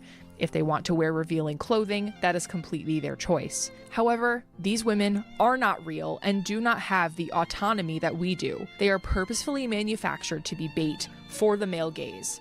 They are animated in revealing outfits and drawn in uncomfortable poses and written into compromising situations on purpose. These developers have control over how these women are portrayed, and they choose to portray them increasingly as vessels for hypersexualization, fetishization, and fan service. That is not feminist. That's not to say that Hoyoverse doesn't do this in their other games. Zenless Zone Zero comes to mind, but to me, at least, that game is honest about what it is, and it has been since the beginning. Boob physics and maid outfits and schoolgirl uniforms and all. At least over there, the fan service is a little more equally spread across the male and female characters. Genshin Impact still pretends that it's this grand world of exploration it was 4 years ago, while its writing and characters suffer. Expect visual upgrades like you've never seen before, all while we refuse to visually upgrade older characters because who gives a shit about them, right? Or as we increase the shill for pay-to-win players, or for Astro Wonderland, which no one fucking asked for and no one cares about, and for hyper-specific gameplay mechanics that are incredibly team-limiting and rely on 2 or 3 limited characters to actually function, all while we continually offer less and less new map areas and free wishes each patch. I could go on forever about the state of this fucking game and how Hoyoverse doesn't. I think that's enough of that for now. Let's move on. Okay. Oh. After all this complaining, people are probably thinking, nice. It sounds like this game is causing you lots of undue stress. Maybe you should just quit and play something else. Look, maybe you don't get what it feels like to invest 5 years of your life into a game like this, with ever-expanding lore and new characters being introduced all the time. I guess maybe I didn't know what I was getting myself into at the time, back in 1.0 when I first started out. It sucks to invest so much of your time into a game only for it to let you down. I'm not gonna pretend that Genshin was perfect back then. There are so many weird, cop-outs that Hoyo pulls so that they can have sensitive themes in their games but not actually have them. Like Bennett saying that he has multiple dads, only for you to realize that it's because he's been raised by many older men in the Adventurers Guild, not because he has queer parents. But the problems have only gotten worse with time. There are even more cop-outs, like Flynn's being a victim of suicidal ideation, but he actually just went sleepy for a really long time. Or like Nicole, who is mute in name only. She just talks in people's heads using her magic so Hoyo can pretend that they have a character with a disability. Or like Nefer, experiencing racism at the hands of the academia, while having the palest skin you could possibly imagine. Regarding gameplay, as I said, the shill for current characters has only gotten worse with time. Or experiencing racism at the hands of the academia, while having the palest skin you could possibly imagine. Okay. This part, right? Okay, out of everything, I'm pretty sure racism is it doesn't really care what tone your skin is. There's racism anywhere. Okay, personal experience, right? You know how in Singapore, if you're Chinese, you are 70% of the population, right? So racism against Chinese in Singapore is relatively rare. But if you were Chinese and you go to America or Europe, whereas you are no longer the majority of the population, you will most likely experience more racism there. So it really is just super subjective to where you are.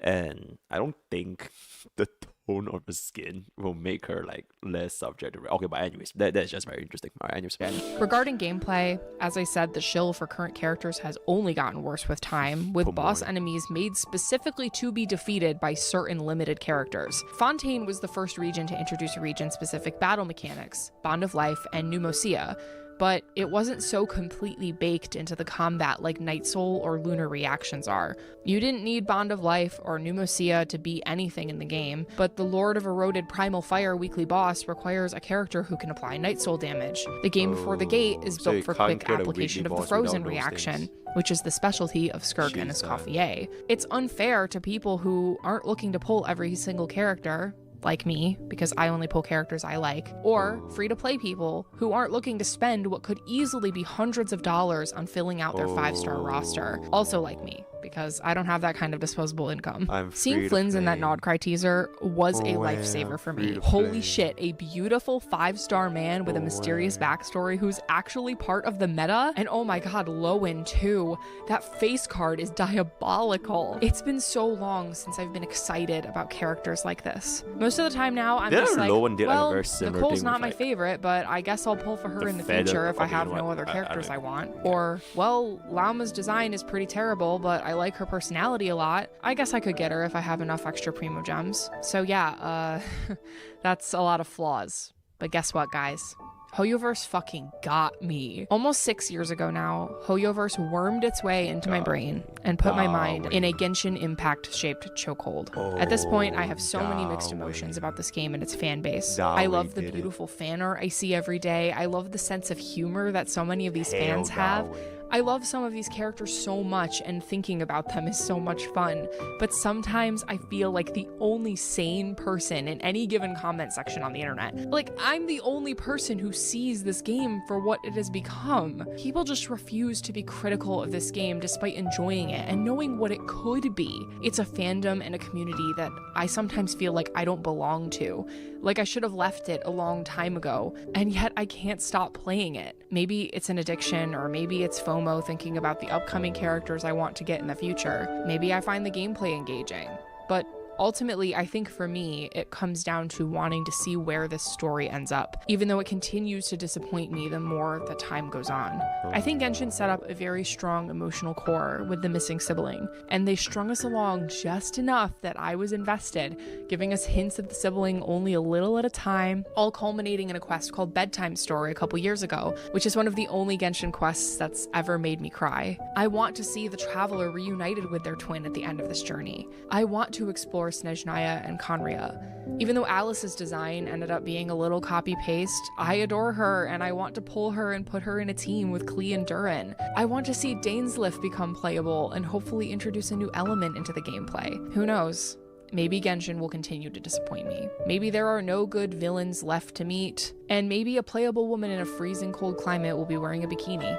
I'm still gonna be pissed about that. But it's quests like Durin's story quest, a beautiful tale of the devotion of motherhood and learning to make your own way in life, that give me very cautious optimism. I know that Hoyo is capable of amazing storytelling. That's what makes it so frustrating every time this game lets me down. But Hoyo, you've still got me for a while. Nice going, you made me addicted to your game, but the good stuff is what makes me want to stick around for a while. Even if it's only to watch my favorite little guys run around in my screen. And there it is. Oh, and there it is, Chad. That is an insanely long video. Was Genshin always this weird and bad, right? Before we end off today's reaction, I think this is probably like one of the longest videos I've ever made, or rather ever seen, from a Genshin Impact art thingamabob. The very last thing of this video is probably like my biggest advice from this creator, and I guess a lot of people in general, right? Which is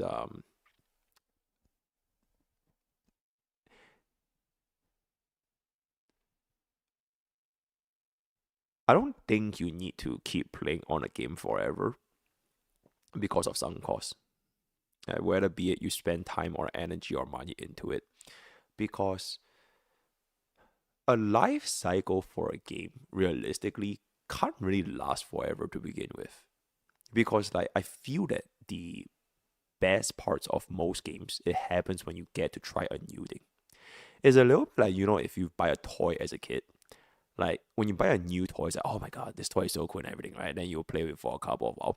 But after a while, like, that same allure of the exact same toy, even though it was your favorite toy last time, you probably wouldn't want to care about it too much anymore in the future, especially if you play with it for a while. And you see a new toy come out, and you get a new toy, right?